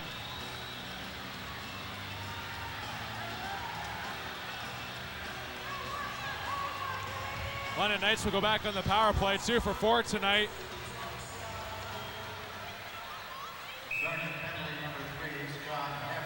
We'll get a look here at the goal here. I'll see what we can see what happens. The question, of course, is when did the whistle go, not when the puck went in the net. There you can see Garrison start reaching behind him for it. Birdie went sprawling as well. So the Knights will have the closing moments of this second period to take a power play to the Sarnia Sting, and it'll be Dan Jansevsky taking it up ice. He dumps it into Polanic. Polanic can't stop the bouncing puck. Stathopoulos is in the corner. He gets a little help from Aaron Lobb and Joel Sherbin. All 3 London players in the corner. Nobody parked in front of the net. Sherbin then heads for the front of the net. As up along the boards, it's Aaron Lobb, who's hacked by Jamison. There's a chance for Sherbin, but he couldn't get the stick on it in time, and it's dumped down the ice by the Sting with 1:50 left to go in the period.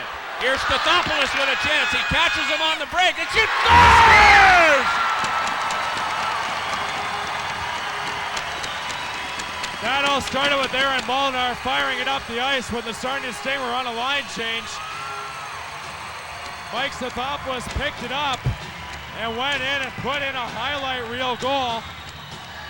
Mike Stathopoulos picks up his second goal of the night, his 10th power play goal of the year. And the London Knights have a 4-2 lead. Here you go, Aaron Molnar stops the puck. All you goalies, this is what you do. Fire it up to Chris Kelly, who then relayed it up to Mike Stathopoulos, and Campbell was caught way out of position.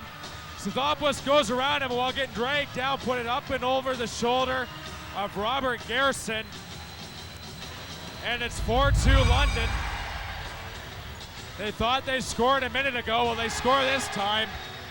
And Mike Stathopoulos picks up goal number 2 tonight, but it all starts with Aaron Molnar's heads-up ability. And that's what you want in a goaltender, one that reads the play and can make a decision like that. One goal was scored by number 14 and 13 over the season, Mike Stathopoulos. Assisted by number 11, Chris Kelly, and 35, Aaron Molnar. Coleman takes it in for Sarnia. And we see that Aaron Molnar has picked up an assist. The goaltender for the London Knights has an assist on the second Mike Stathopoulos goal of this game. Knights are ahead 4-2. 5 of the 6 goals in this game on the power play. Campbell dumps it down the ice as the last minute in this second period is called. And the referee calls a 2-line pass right there. They're arguing that right now, but to no avail. It was a 2-line pass. That was a set play, too. And the Sarnia Sting coaching staff don't like that. Rich Brown and Larry Bernard up on the bench right now yelling. I think both teams could have some complaints after this game about the refereeing, but right now on the scoreboard, and that's all that matters. It's 4-2 London. London Knights haven't had a lot of chances. Robert Garrison, he can make that 4 straight goals he's had no chance on tonight. He's made a number of nice saves, but his defense has not helped him out. And one of the things you're supposed to tell your guys is make sure on a penalty kill you have at least one guy back. Well, they had no one back, and Mike Stathopoulos made it 4-2 London with 56 seconds left to go here in the period. Joel Sherman takes the face-off with Kris Newbury. Knights keep it in the Sarnia end. And behind his own net is Adam Campbell. Adam Campbell brings it out, gives it off to Julius Halfkenny, who rifles it down the ice. And as that is touched by Eminger, that'll be another icing call with 39 seconds left to go in the second period. Not sure what they're trying to accomplish there when you've got everyone back for the London Knights, just waiting for that play now. There you see Alexander Brudalin, who's off to Moscow tomorrow to join the Russian team. There's Aaron Molnar, who picks up an assist on that goal there. Aaron Molnar, his first point of the season.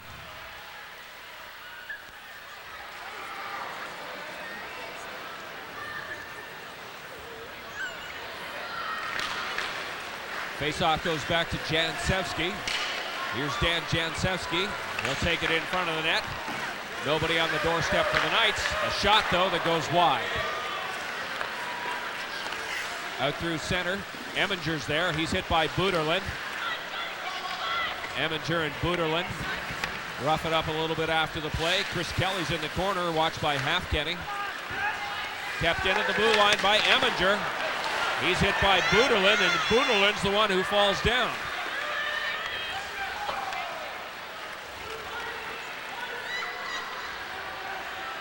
Chased back by Jansevsky, and that'll do it. Second period is over. The Knights lead this game 4-2.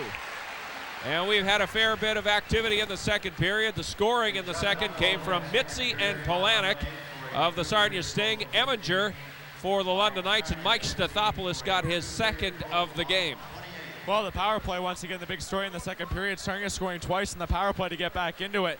But Mike Stathopoulos scoring his second power play goal of the game, the third power play goal of the game for the London Knights there with under 5 minutes left to go in the period. And that's one of the reasons why the London Knights are winning this game and doing so well this year, is the fact their power play is clicking so well at home and overall. One of the best games we've seen in here this season. A little bit of everything, a lot of tough hitting, a couple of fights, a lot of good scoring, and most of them on the power play. 5 of the 6 goals tonight have been scored on the power play. I'm Steve Matthews with Josh Pringle. You're watching this game on Rogers Television. We'll be back with the third period after this intermission.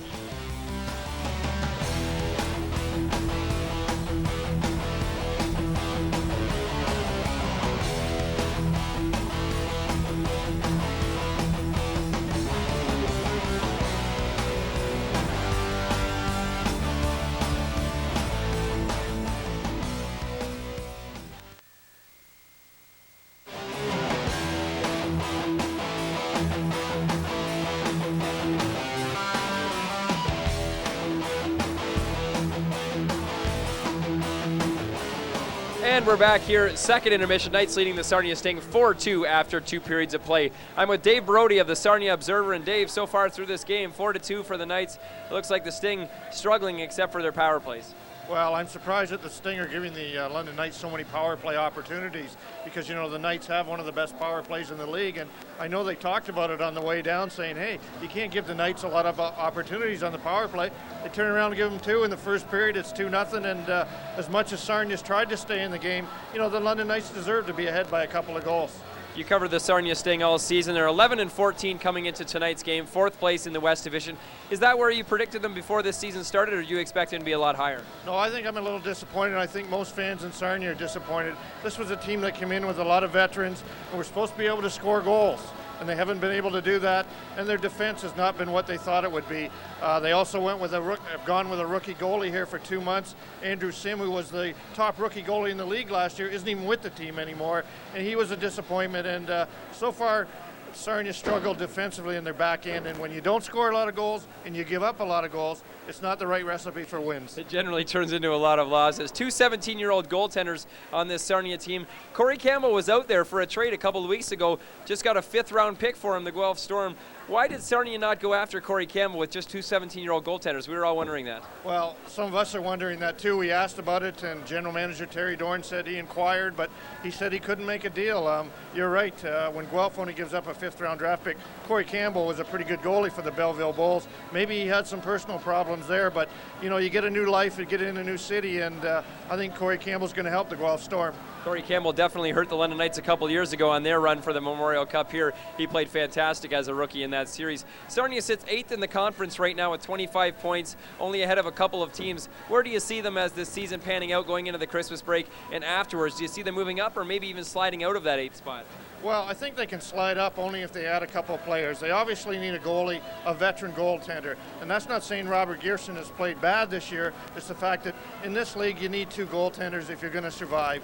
And defensively they need some help there. Whether they can unload one of their forwards or one of their older forwards to get some defensemen remains to be seen. But I think you know as well as I do, it's very tough getting defensemen in this league, and they're at a premium, and especially the teams with good ones aren't going to let them go. All right, Dave, hopefully for the Sarnia Sting's sake and for your sake covering from the rest of the season that they can turn things around. But right now, in this game, and especially for the rest of the season, it doesn't look good right now for the Sarnia Sting. Thanks for joining us. We'll be back with more in the intermission right after this.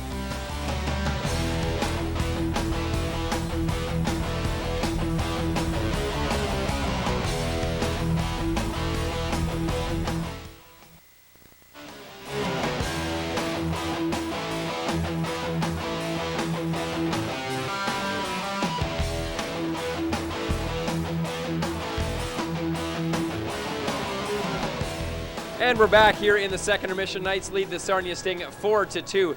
Last week, Jason Spetz of the Windsor Spitfires was in here. He had a hat trick, a beautiful game. I had a chance to profile the #1 prospect in the OHL. Here's Spezza, comes up through center, picks up some speed. Here's Spezza who scores! Oh my goodness! That is why Jason Spezza gets so much attention, so much press from end to end. Arguably the best junior hockey player in the world left his stamp in London this week when the Windsor Spitfires came to town. Jason Spezza had a hat trick en route to a 4-2 Spitfires victory over the Knights. Spezza, who has 7 goals and 7 assists since his trade from Mississauga 8 games ago, is happy to finally be on a contender. You probably have more wins already since you've been here than you had in your 2 years with Mississauga. Has to be nice to be on a contender. Chance to Memorial Cup, unlike you never had that chance before. Yeah, definitely. I think the team has a really good shot at winning the Memorial Cup, and we just got to start clicking a little better and putting together a full 60 minutes, and we'll be all right. Spezza's teammate Brett Angel started the year with the Ice Dogs as well. He demanded a trade, and in a separate deal, he also came to Windsor. He says Spezza brings a lot to the table. Well, Jason, he's a very offensive, really talented guy, and maybe that's what a part of what Windsor was needing was an offensive guy, a first-line guy. And I think it's really helped the team in taking the pressure off the first line, and then now the second line can score in the third line. So it's more of an all-around team now. Spezza will join Canada's junior team in mid-December for the World Championships in Russia. It will be his second year with the national juniors. Last year in Sweden, he became the second youngest player ever on Canada's junior team. This year, he'll be expected to carry the load offensively at the Nationals, and you can bet all eyes will be on this young superstar.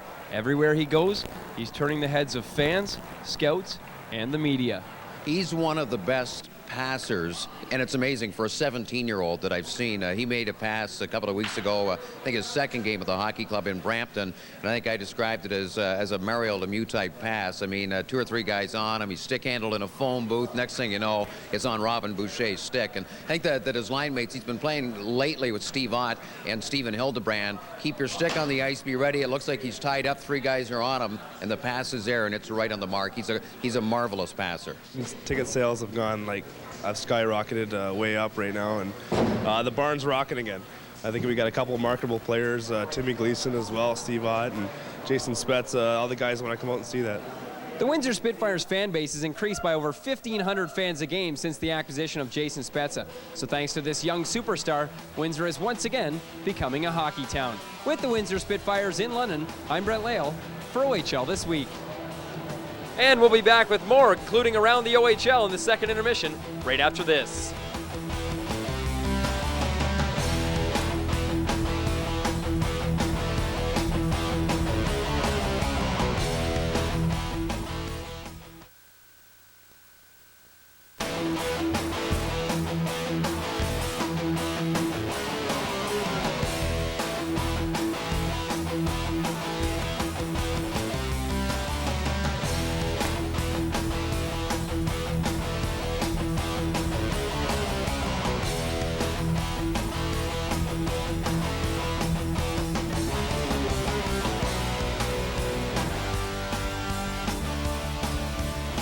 Time now for Around the OHL. Brent Pale alongside Josh Pringle from AM 980. And Josh, this week we're going to talk about the selection camp. The Canadian Hockey League announced 31 players invited to the selection camp. 32 players this week invited to the selection camp. Dan Jansevsky of the London Knights, unfortunately not one of them. Why was Dan not selected? I don't know why Dan was not selected. He should have been. The Toronto Star did an article on Monday before the team was released, and it had the 22 players they thought would be on that team, and Dan Jansevsky was on that list. So somewhere along the way, Barry Trapp, who is the head scout for the Canadian junior team, sort of got outvoted along the way, and Dan Jansevsky's not there. But if someone could point out to me that Curtis Foster of Peterborough or Jonathan Zion from Ottawa is better than Jansevsky, I'd like to realize why, because Dan should be on that camp.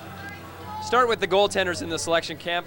A couple of OHLers in there, Alex Auld from North Bay, Brian Finley, as well as Rob Zepp.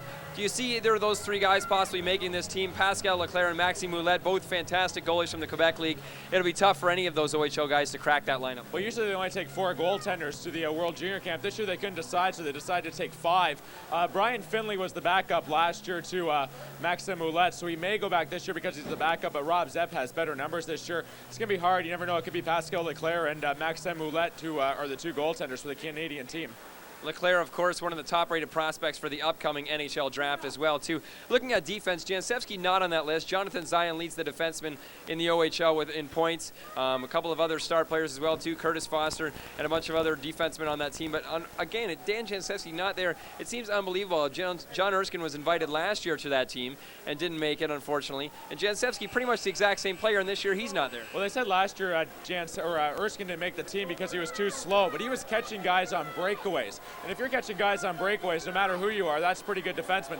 Dan Jancevski this year has never been out of place the whole time, always plays a strong game, is never out of position, is probably the best defenseman in the OHL. He should have been at least invited to that camp. I think that's bad. It's robbery to Dan Jancevski. Talking about the forwards now on that team, Jason Spezza, of course, there had a beautiful night last night in a game against Plymouth. Jason Spezza, I think, 5 points last night, 2 goals and 3 assists, and a couple of other guys as well, too. Stephen Weiss, Danny Heatley back on that team, Jamie Lundmark. It's just a stacked team. Oh, you look at the offensive forwards in this country overall, and it's a pretty good list, even though they're like leaving some guys behind as well. But Jason Spezza has 8 goals and 5 assists in his last 3 games. Stephen Ott's going. Weiss is going. You also look at Mike Zigamanis, Rafi Torres, who played well last night. That forward is stacked for the Team Canada. And just briefly talking about what's the latest with the World Junior bid possibly coming to London in 2003? Well, right now London's on the short list of 5 cities right now. We'll make a presentation 1 week from today, next Friday in Toronto, to the Canadian Hockey Association Site Selection Committee, 8 o'clock next week, and they're going to make their bids, and then they'll find out in a few weeks after that if they will host it or not. But this weekend in London at all the arenas, they're having a petition of support set up by City Council where you can sign a petition at one of the London arenas and show your support for the bid. All right, Josh, thanks for joining us in Around the OHL. It's time now to check the play of the period as we head towards the third. Play of the period for the second period. Mike Stathopoulos, a beautiful goal crashing into the net. Aaron Molnar started this play from way back down in his own end, threw the pass up to Chris Kelly at center ice, and we'll take a look at that again here in just a second. Aaron Molnar throws the puck from his own goal all the way up to center ice to Chris Kelly, who relays it to Mike Stathopoulos, who goes crashing in on the goaltender Gearson for the play of the period. Stathopoulos' second goal of the game. Here we see it from all the way at the beginning. Molnar starts it from back at his own end. A beautiful pass to Kelly. He quickly relays it to number 14, Stathopoulos, who's in all alone. Makes a great move on the defenseman here. Cuts back in front of the net, slides it through the arm of Robert Gearson, his second of the game, 13th of the season. Mike Stathopoulos, a beautiful play. The puck goes into the net. He goes into the net. All the Knights congratulate him, and the Knights lead 4-2 after 2 periods of play. It'll be interesting to see what heats up here in the third period. A little bit of chippiness in that second period, so we'll see what happens if the Knights maintain this lead as we get midway through the third. Just about ready for the call of the third. Let's go upstairs to Steve and Josh. Yeah, thanks a lot, Brent. That was kind of amazing to see Aaron Molnar getting an assist on that goal.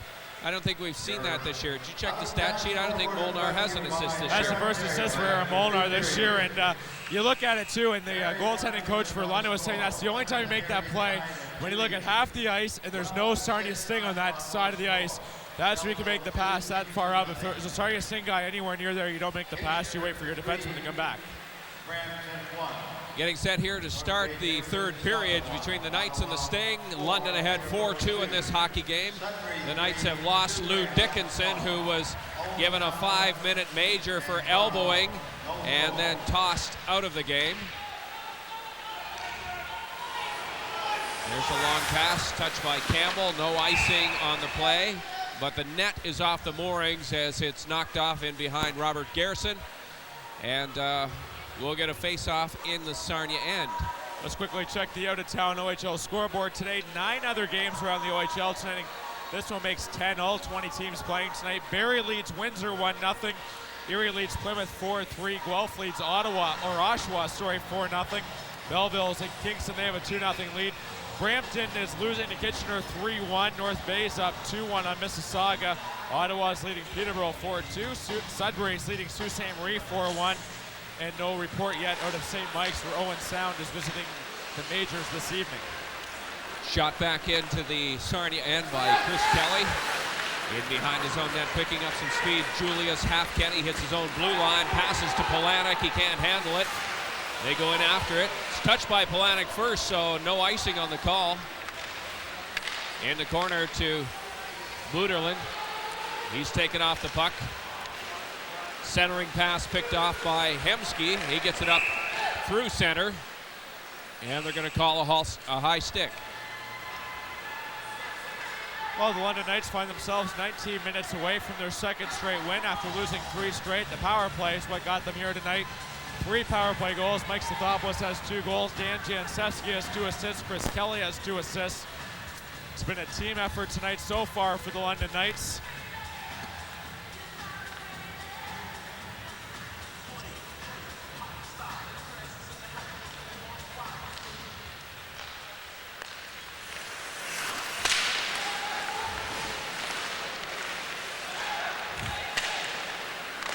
Steve is choking here. He'll be back in a second.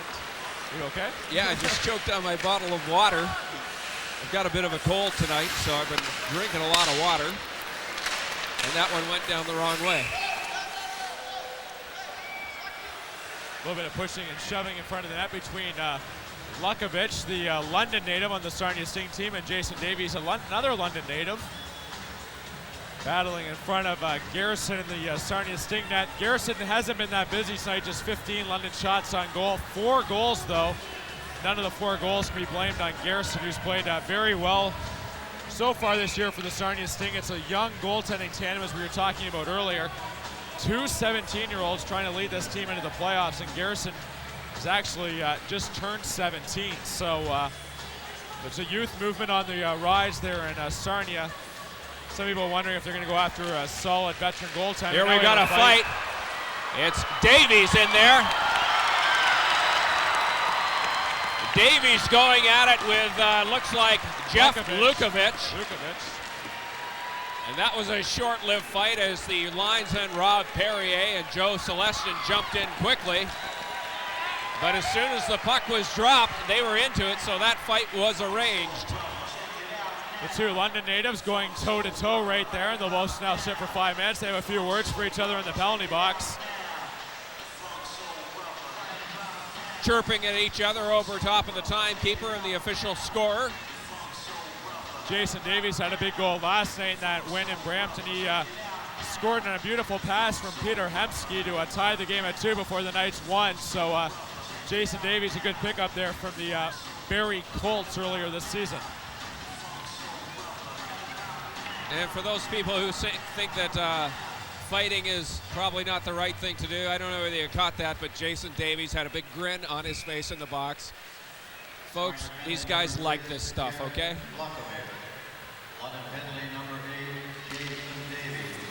Here's Clark. He takes a shot, goes off the shin pad of Scott Heffernan. There's a chance.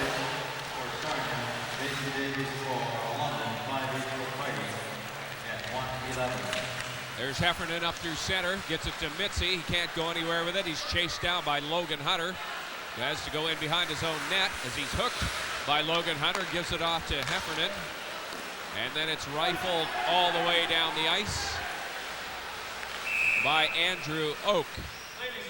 Last 4 or 5 games, Logan Hunter's trying to play a little bit better, getting more playing time and earning some confidence from the coaching staff. He rang one off the goalpost here tonight, played well Sunday against Plymouth and again last night in Brampton. Logan Hunter, the nephew of owners Mark and Dale Hunter, starting to play a little bit better. Of course, it must be tough for Logan to be in the shadows of another draft pick from this year, and Rick Nash. Yeah, Rick Nash, number 61 for the London Knights, the rookie sensation. Missed last game with the flu, and now he's out with pneumonia. But he will be back. Soon. Bit of a scrum in the corner. It's Reg Thomas in there with Jan Sevsky as they wrestle for it. Coleman then goes after it. He's watched by Stathopoulos. Back to the blue line to Oak. He takes a shot. Doesn't not make it through. Now Stathopoulos up through center. Here's Mike Stathopoulos at center. Good pass to Aaron Lobb, but he failed to get a hold of it. Lobb is then taken into the boards hard. Brought out by the Sting, and the puck ends up just in in the front London of bench. Anne-Marie DeSico, London's new mayor.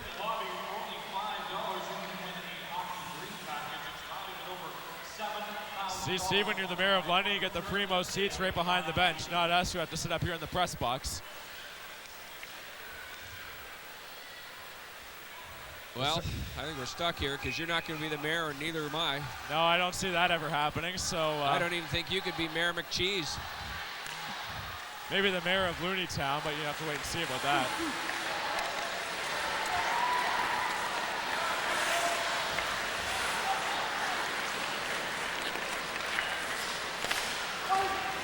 Campbell dumps it in for the Sting. Back for it is John Eminger. He's checked by Polanic. Now to Campbell.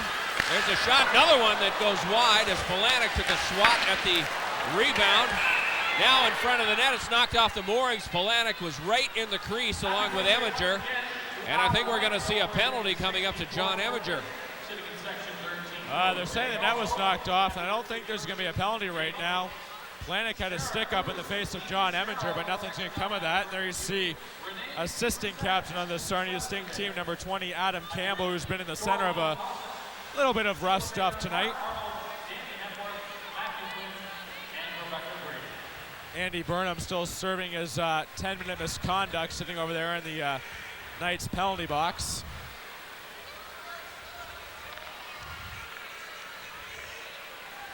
Newbury and Stathopoulos take the face-off just outside the London blue line. And it's up into the London bench again. Talking to some of the Sarnia Sting media before the game, and they're saying that right now they're sort of looking for help everywhere. Looking for help in goal, maybe a veteran goaltender also looking for some help on the back end in the blue line. Maybe another goal scorer too, losing Eric Himmelfarb. The 4th round pick in last year's entry draft, the 1999 draft, has really hurt this team as well right now.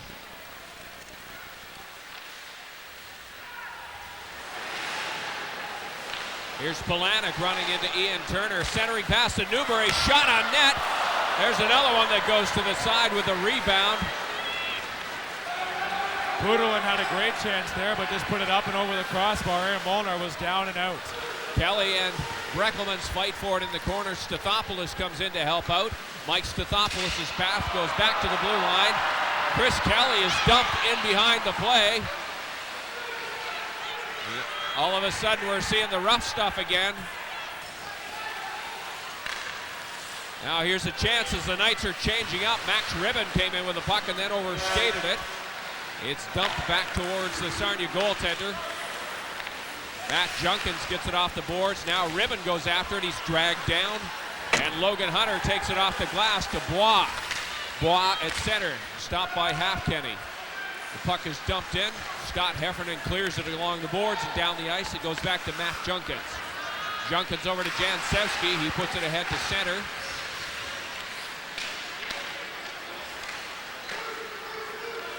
Stuck right along the blue line. It squirts out, goes back to Halfkenny. Halfkenny dumps it in easily, where Molnar then backhands it off the boards to Daniel Bois. Knights are ahead 4-2 in this game. About 4.5 minutes gone in the third period. Shots on net, twice as many for the Sarnia Sting, 30 to 15 for the Knights. Here's Junkins with a shot right on. Gerson hangs on, face-off in the Sarnia end. There you see some of the young fans here tonight. Chris Kelly was playing a lot before Rick Nash went down with pneumonia. He's even seen his ice time now increase, if you can believe that. Chris Kelly playing up over 35 minutes a game now most nights. That whole time the Knights had that 5-man and that power play there in the first period for 6 minutes. He was out there the entire time. Him and Dan Jansewski logging a lot of ice time this season, but I'm sure they're not complaining right now. I'm sure they like playing, and they both earn the right to play as much as possible. Back to Ian Turner, who keeps it in the Sarnia end. Breckelman tries to get it out. Lob hits him along the boards, and it goes back to Eminger, who passes to his defense partner, Ian Turner, putting it back into Sarnia territory. Aaron Lob up along the boards, fights for it. Here's Kelly after his man, picking up speed and coming out of his own end is Preston Mitzi, but he can't get it out. And it's back into the corner for Mitzi again. Mitzi dumps it off before he takes the check from Aaron Lob in behind the net. Mitzi again with the puck. Preston Mitzi, a short player, but very quick on the skates. Takes it all the way, tried to split the defense, but at the last moment couldn't get through, and Eminger knocked him down.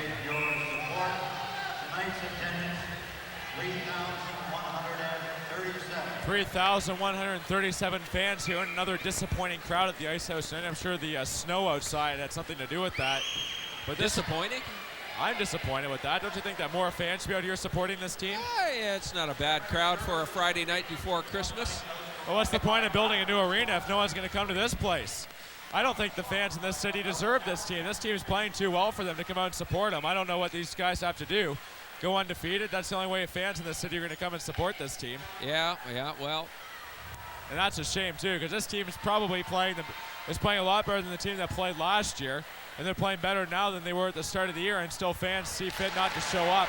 I mean, this is Sarnia that comes in. Like, these fans should be here for 4,500 fans here.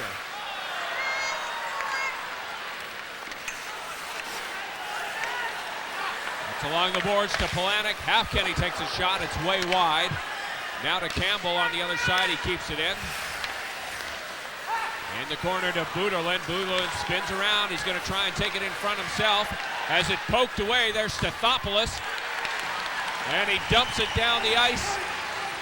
Hemsky in there quickly. And touch for the icing call. Another great play there by Dan Jancevski to sprawl his body out and knock the puck down the ice. There you see Julius Halfkenny, one of the Sarnia Sting defensemen, the 19-year-old. I also saw a picture of Mike Stathopoulos, who is already becoming a star in this league, if not a very valuable player to this London Knights Hockey Club. He does everything, including lead the team now in power play goals with 10 this year. Another great find by the London Knights late in the draft. In the 10th round, the 11th round, they found Mike Stathopoulos. You know, you may have a point, Josh, about not having enough fans here. The place isn't empty. I mean, it's about 3/4 full tonight. It'd hold another 1,500 or so people.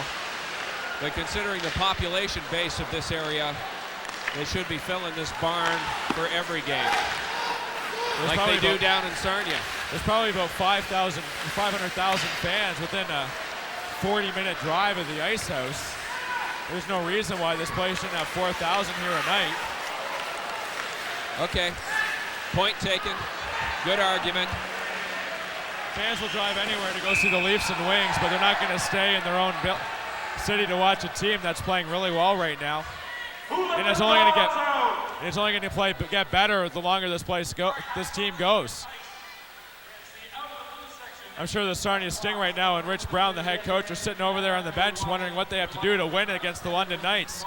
You're out shooting them against tonight 30-16, but for some reason you can't find the goals. And it's been a frustrating year in Sarnia right now, sitting 8th in the Western Conference. This is a big game, too. You're only 4 points, 2 points actually behind the London Knights, 4 points actually behind the London Knights.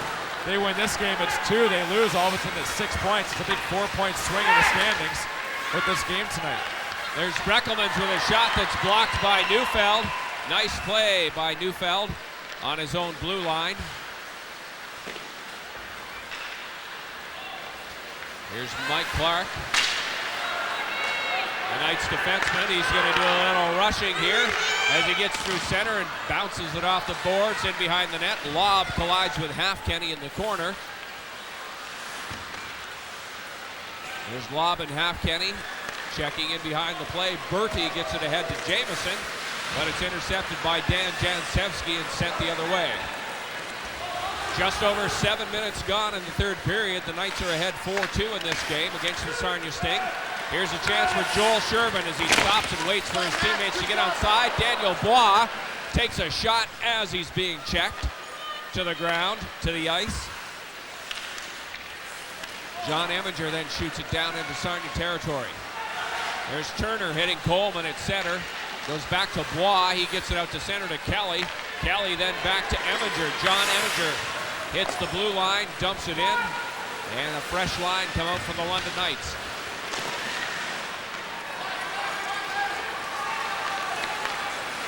Sting trying to take it the other way, of course.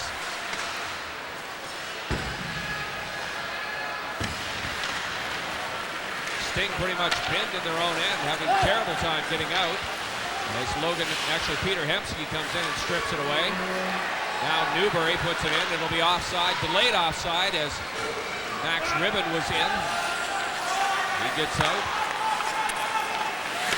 Campbell trying to take it in. That's Adam Campbell over center. Back to Newbury. He's hacked by Hemsky. Centering pass. Newbury was there, couldn't get the stick on it. Now on the other side, the slap shot goes off Jason Davies. And there's a little bit of a foot race for it. He and Breckelmans. Hemsky coming in to help out. Hemsky's in the corner, tied up by Breckelmans. Now back to Stathopoulos to the blue line. Jancevski puts it in. There's a chance on the short side by Hemsky. He's dragged down by Buderlin. Newbury bringing it out of his own end. Polanic, the man ahead. It's in the corner. He and Jancevski collide with each other before they get to the puck. Polanic, shot. That's knocked away by Molnar. Another shot on the short side. Aaron Molnar got to be sharp. Another one taken through. It hits Aaron Lobb's pads. Some big checks coming in there. Stathopoulos and Jancevski taking exception to that. Now Polanic's in the middle of it too. And you just knew this was going to boil over. We got Junkins going at it there with Lukovic. Matt Junkins and Lukovic seem to be the main bout, and that's the second fight for Lukovic. Well, it all started with the hit from behind. I believe it was, I'm not even actually sure, actually hit Junkins from behind, but that's what started it all. And the league's trying to clean that up, and they're going nowhere with it. And now Lukovic has just got the upper hand. Lukovic's second fight.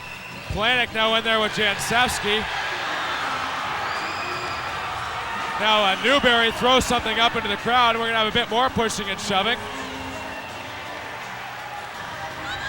We didn't see this in the first 3 games against these two teams. We're starting to see it now, and it may be frustration starting to boil over for the Sarnia Sting, because, I don't know, they must be shaking their heads right now wondering what they have to do to beat this London Knights squad. Especially when they're out shooting him 33-16 and they're down 4-2. And these two teams have to play each other 4 more times in the regular season. Well, the Sarnia Sting in 4 games now have had 3 games, last 3 games have had 155 shots and have only scored 8 times. That just sort of sums up some of the problems right now down in Sarnia. Scott Hutchinson, as the referee, has a pad out. He's writing down the names and numbers. So we'll get a number of penalties sorted out here. And while we're doing that, let's take a look at the scoring race, which is looking pretty good. Brad Boyes is the man who leads the scoring race. He's way ahead in terms of goals. 31 goals in 29 games this season, 22 assists for 53 points, but there are actually 3 players tied for first place in the scoring race. That'll be Boyes, Spezza, and Kyle Wellwood of Belleville. And there you take a look at the West Division standings heading into tonight's game. The London Knights sitting 3rd, Sarnia 4th in the division. Big game here for the London Knights. If they manage to hold on and win, they'll have a 6-point lead on Sarnia for 8th place in the conference. There you see Plymouth and Windsor right now way ahead of that pack, and those are 2 very good teams, a lot of talent in there. Sault Ste. Marie back in the pack with 22 points. So we'll see what started it here. And I'll start with the hit from behind. It was actually Buterlin who threw Junkins head first into the boards. And then Stathopoulos went in after Buterlin, and that just went from there. There you see Stathopoulos going after Buterlin.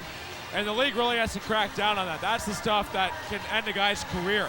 Well, good for Mike Stathopoulos, because he's not a big player, not known for getting into the physical stuff, but he came to the aid of his teammate. Did not hesitate. You know that if you take somebody in the boards, you got to take some punishment for a check like that. On the next OHL Prime Time. There you see the next game on Rogers Television. Sunday evening at 6 o'clock, Kitchener against Mississauga across the network at the Hershey Center. Both teams struggling this year so far. And the next London Knights game, 1 week from tonight, 7:30, the Erie Otters take on the London Knights right here at the Ice House beginning at 7:30. And Steve, I'm going to go back to the attendance thing one more time and then I'll drop it. Last week, the Windsor Spitfires are in town with Jason Spezza, the #1 rated player in the CHL, 3,200 fans. The best team that people say heading into the season in the OHL comes into town on Sunday, 2,000 fans. The fans should be out here supporting this team and the teams in this league. And there you see Buterlin gets 5 minutes from hitting from behind, which is a great call because he threw Junkins into the boards. We'll just wait for Joe Pellish, the rink announcer here, to sort out all the penalties. But I'm sure Commissioner David Branch will be taking a look at a number of incidents come Monday morning when this game tape comes across his desk.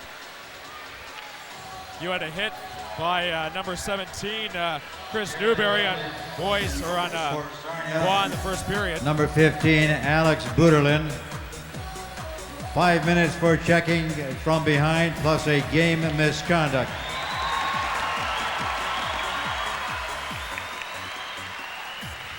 Number 6, Jeff Lukovic, 5 minutes for fighting. Number 22, Rob Palinuk, 2 minutes for roughing. For London, Number 32, Matt Junkins, 5 minutes for fighting. Number 4, Dan Jansevsky, 2 minutes for roughing. Time of those penalties, 9:25. So it looks like the Sarnia Sting are going to suffer the same fate that the Knights went through in the second period, and that is fighting off a 5-minute penalty. Well, now, the Knights already have 3 power play goals tonight. They have the #1 power play at home in the OHL and #2 in the league. And now London, Sarnia has 10 minutes left in the game. They're down by 2 now, have to kill off a 5-minute power play.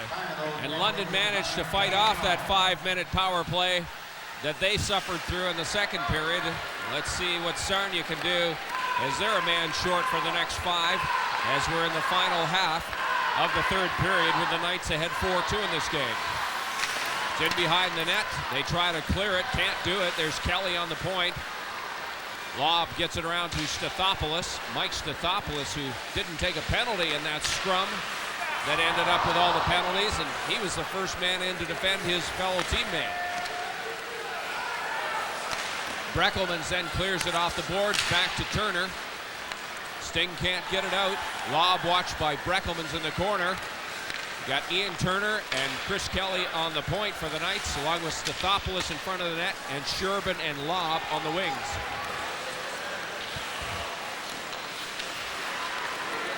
Here's Lob, hanging onto the puck, and loose in front of the net, taking a whack at it was Ian Turner. He was right there and fanned on it with a wide open net.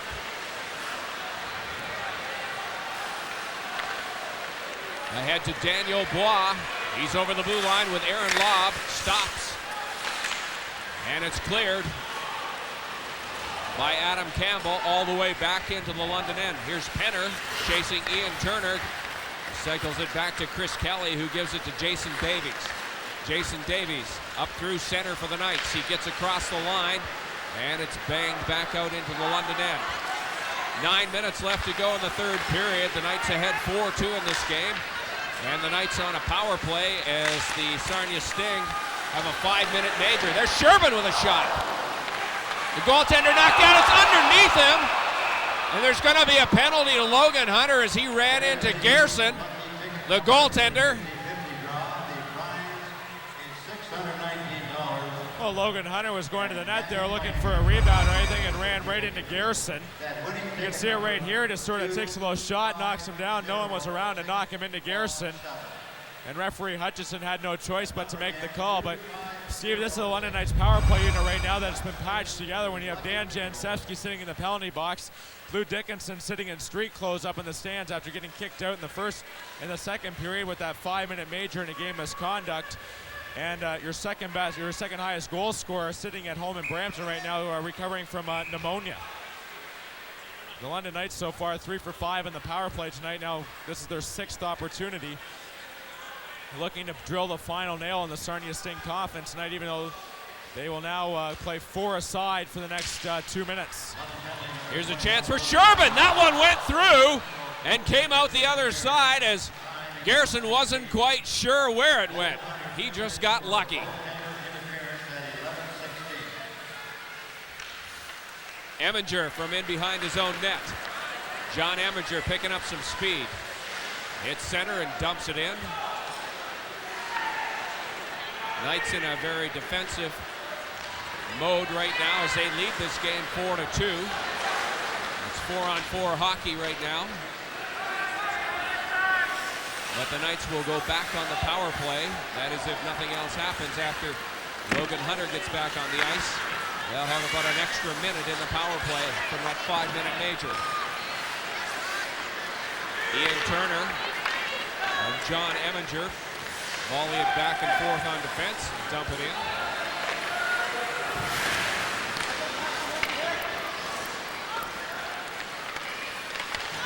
Heffernan cross-ice pass to Dusty Jamieson. He takes the shot way wide. Raymond turns it around, a weak shot off the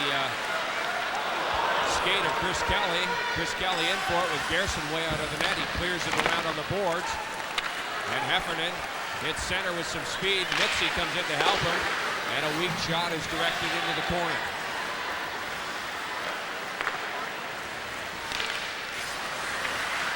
Now Campbell with a chance. Molnar stops that. Bobby Turner there. He's taken into the boards hard. He gets it around to Stathopoulos. Now to Kelly. And it's down the ice. And in this 4-on-4, the momentum of the game has slowed significantly. But as the penalty winds up to Logan Hunter, now the Knights go back on the power play for another minute 5. Here's Sherbin across to Jason Davies. Davies gets it back to Eminger. Eminger dumps it into the corner to Sherbin. Now to Bois, he takes a shot. Garrison in good position, traps the puck, will get a face-off with 6.5 minutes left in the third period. Well, Steve, you're right there. The momentum sort of died out over the last couple minutes here while they played 4 aside. Usually it's more exciting because there's more open ice skating room, but not there right there. Nothing really happened. Joel Sherbin now talking to the official along with Scott Heffernan. The London Knights now have 51 seconds, and power play chance number 7 tonight. 3 for 6 on the power play.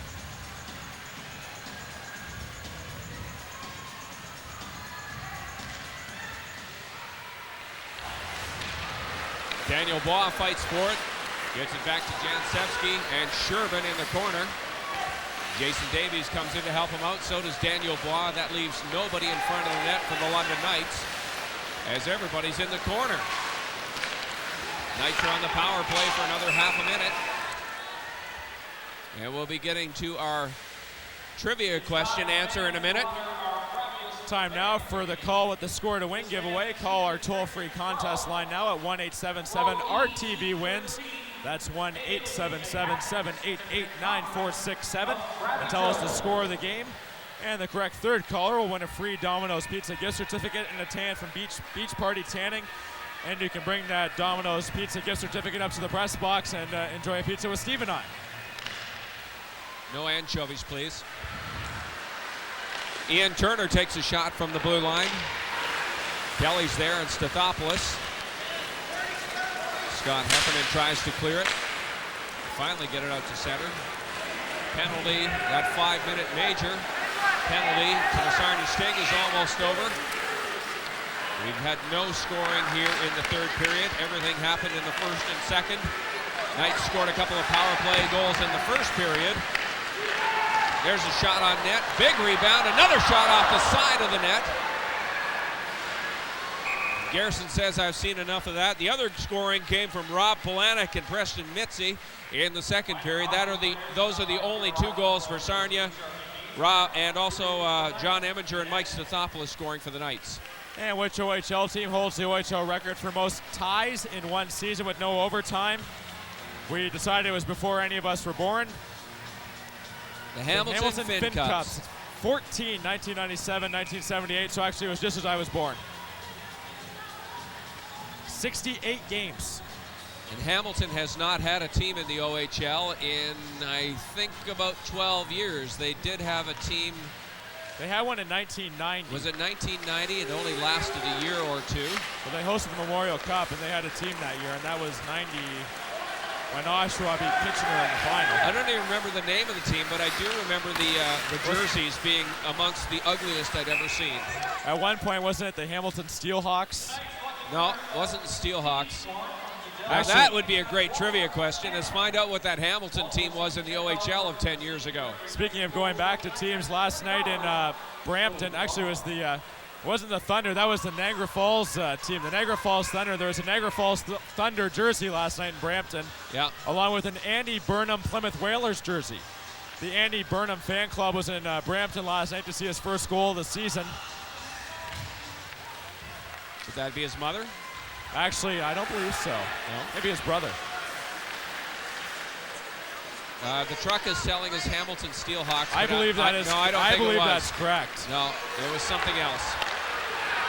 But I don't know. Here's Burnham with a chance. Andy Burnham comes in, takes a shot. Garrison looks like he's been injured. He's slow to get up and back into the net. Maybe just clipped a little bit on the back of the leg. Well, Burnham clipped him as he went by, but it was accidental. Mitzi's shot goes wide of the net.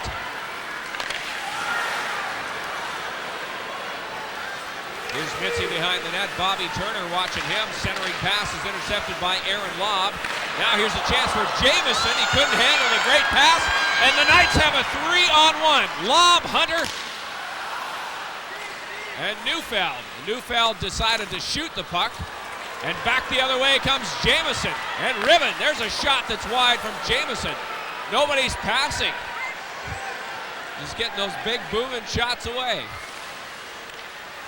4 minutes left to go in the third period. Knights ahead 4-2 in this game.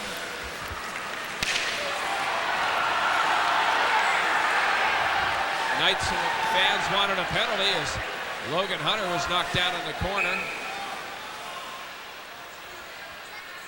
Well, and chances both ways, 3-on-1s, and both times the shooters decided to shoot, or the puck carrier decided to shoot, and they both went wide by miles, each one.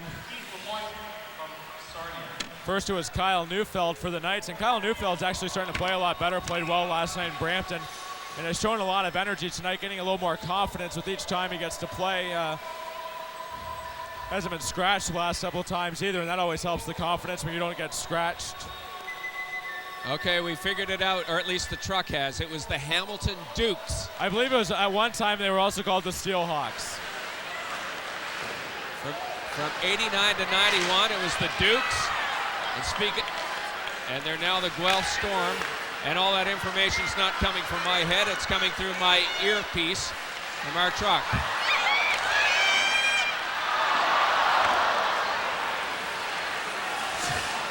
And we understand at one point they were called the Steelhawks, though they have now moved to Erie by way of Niagara Falls, I believe. Niagara Falls Thunder is. The Niagara Falls Thunder, then they went from Hamilton, Niagara Falls to Erie. Well, it's a little hard keeping track. But back to this game, the Sarnia Sting are in the London end with 3 minutes left to go. Teams at even strength.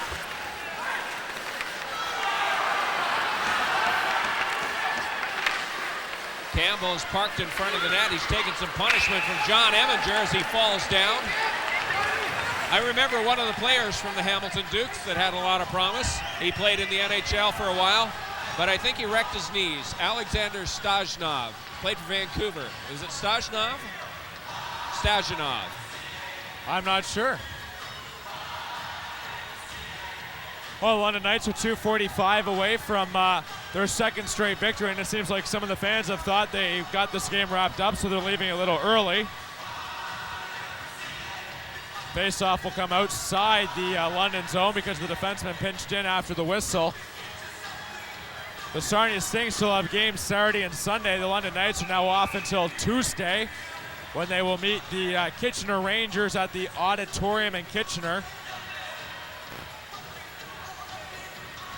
A nice rink there in Kitchener.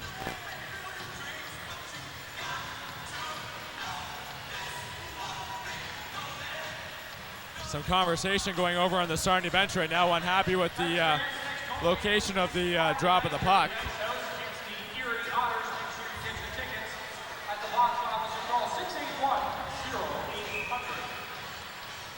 After tonight, the Knights just have 2 home games left before the Christmas break. Next Friday night, then the following Wednesday when the Kitchener Rangers come into town, then a 9-day well-deserved Christmas break for this London Knights club. Chance for the players to go home to see their families and get some home cooking before coming back to start the second half of the season. 2.5 minutes left to go in the third period. Knights up 4-2 in this game as Dusty Jamieson tries to take it into London territory. It's turned around and shot the other way by Mike Spathopoulos. Now Preston Mitzi. He is spinning around. Breckelmans. He'll try to get it out. Jamieson's there. Here's Dusty Jamieson through center. Lifts a high shot.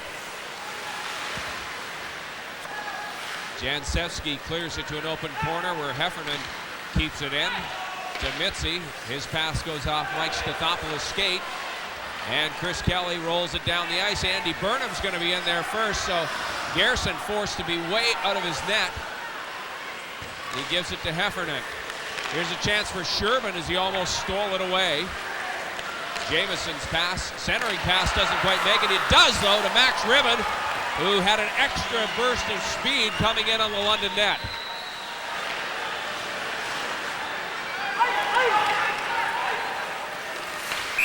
Ian Turner touches it for the icing call with exactly a minute and a half left to go in the third period.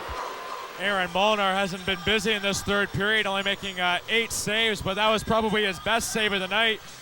Maxim Ribbon had a beautiful chance there, managed to split the defense, found a second gear, and forced Aaron Molnar to make a big blocker save there to keep it at 4-2 with a minute and a half left.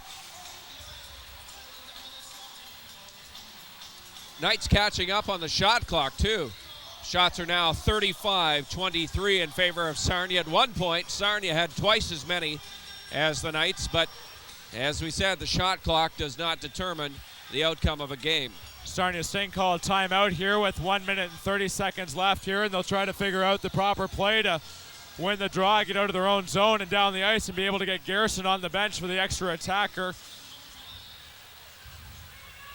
Well, we have a break here, Josh. We would like to wish season's greetings to everybody as we're all starting to get into the Christmas mode.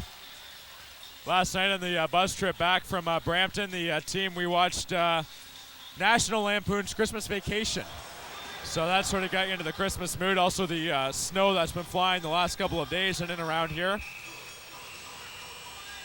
Not as much snow as up just north of London. We're about 2 feet of snow. We're in Wingham, Walkerton, Mitchell. Hardly any snow up in Toronto, though, last night. Sarnia returns home to face the Kitchener Rangers tomorrow evening, then travels up to Brampton on Sunday to take on the Battalion.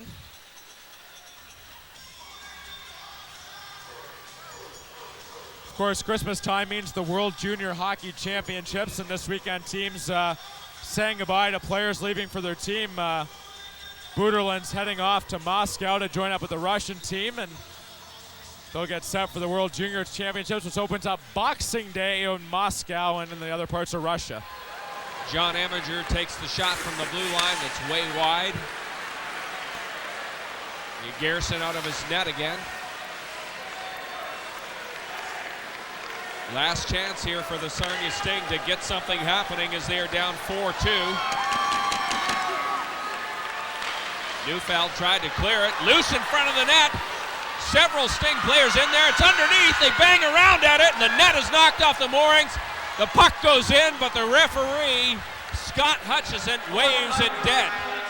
Well, Sarnia thought it was in, but it's a good thing the whistle went when it did, and John Eminger was down there covering up the puck. It's a good thing he didn't put his hand on the puck in the crease, or there would have been a penalty shot awarded, but the London Knights dodge a bullet with 1:02 left and the net empty down in the Sarnia end. There'll be a face-off in the London Knights zone. Aaron Molnar sort of got caught out of position. The puck was traveling around people's skates, and the Knights on the verge of a second straight win. Face-off will be to the right of Aaron Molnar in London's end. Preston Mitzi at center for the Sting against Joel Sherbin. A couple of the best face-off men from both teams. 1:02 left to go in the third. Everybody lining up over in front of the goaltender.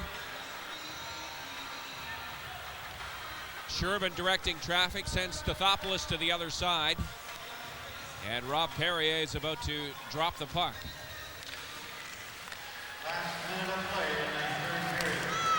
The last minute has been called in this game as it's all the way down the ice. And the Sarnia Sting have pulled their goaltender, Garrison. And they have the extra attacker out there even though they're down 2 goals. Chris Kelly racing down there to beat Halfpenny to the puck there and almost made it too. Halfpenny actually down for the puck there, almost made it. Went crashing into the boards, but good effort by assistant captain Chris Kelly to put out the effort and try and nullify the icing with 52 seconds left to go in the hockey game.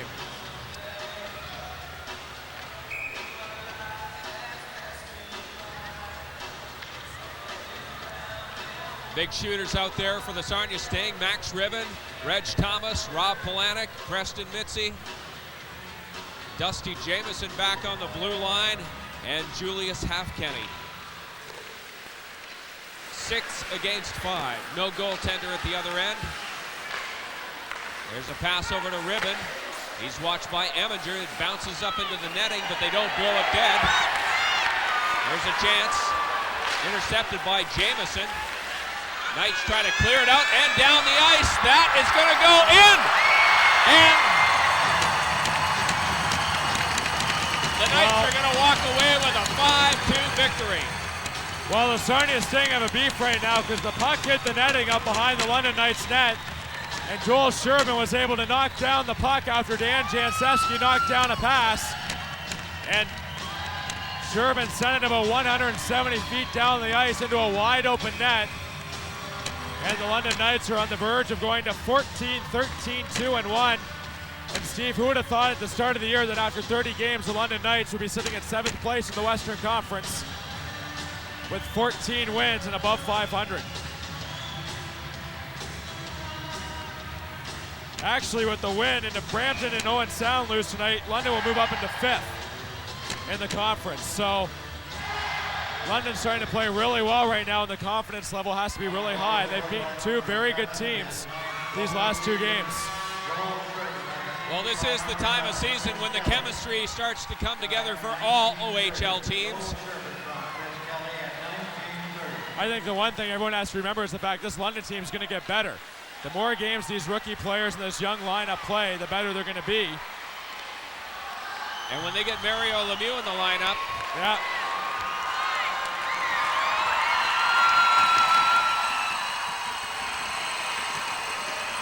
Aaron Molnar was good when he had to be tonight in the 3rd period. London Knights decide to play good team defense, and that's the reason why they pick up a 5-2 victory. Well, most of the goals tonight came on the power play. As a matter of fact, all of the London goals except for 2. We had an even strength goal from John Eminger and then an empty netter there from Joel Sherman at the end of the game. But the rest of the power play goals, Lou Dickinson, Mike Stathopoulos actually with 2, and John Eminger. For the Sarnia Sting, it was Rob Polanic and Preston Mitzi. Shots on net, 36-24 for Sarnia. Well, the London Knights said last night after the win in Brampton, they're not going to win games very pretty, and this is another game that they win ugly tonight, but, you know, it doesn't go down in the score column as winning ugly. It goes down as a win, and it's a big win for the London Knights, who now have a 2-game winning streak and another big win heading into Tuesday night in Kitchener. And another victory for the Knights tonight is the fact that they did not allow as many shots on goal as they did in the previous 2 meetings with the Sarnia Sting. 61 shots by the Sarnia Sting in their last 2 games against the Knights. Tonight they only allowed 36, so they cut it in half. I think the London Knights will start playing better team defense. They're starting to get back to good team defense. They got away from that for a couple of games. Starting to get back to it. Give a credit to Lindsay Hofford and the coaching staff for getting them settled down. Well, thanks to Josh Pringle up here in the booth at the London Ice House. The Knights' next game is Tuesday night in Kitchener, and then we're back here again next Friday night with the Erie Otters in town. Hope you can join us for that one at 7:30 next Friday night. I'm Steve Matthews. We'll finish up downstairs. Good night. Thanks, Steve. Down here with Mike Stathopoulos. Game's first start tonight. Mike, a beauty, 2 goals. Fantastic game. Has to be nice to get 2 consecutive wins. Yeah, definitely, especially after the last time Sarnia came in here in the last 2 games we played them. They really outshot us bad, and they really had us going on the ropes those 2 games. And it was good for us to get out there and put in a solid effort and really not get outshot that much. But it was great to see us get a hard-fought win. We're going to take a look at the play of the game now, Mike. It was your second goal of the game in the 2nd period. A beauty goal. Describe this for us. It's a play that we work on in practice. It's just a quick up when the other team's changing. And Aaron, he's been practicing that a lot. And my job is to go to the far blue line. And Kel just gave me a great pass right up, really quick. He didn't waste any time. From that point, I just kind of took the puck. I saw the opening and kept going into the net. And I don't know what I did there. Usually don't make those, and I don't usually make a shot like that, but it was good to see. Nice goal there. The game's first star, a couple of goals tonight. Beauty. Knights get 2 consecutive wins. Play of the game, Mike. Thanks for joining us. Perfect. Thanks a lot. It's also time to take a look at the 3 stars of the game tonight in the Knights' 5-2 victory over the Sarnia Sting. Mike Stathopoulos, of course, the game's first star tonight.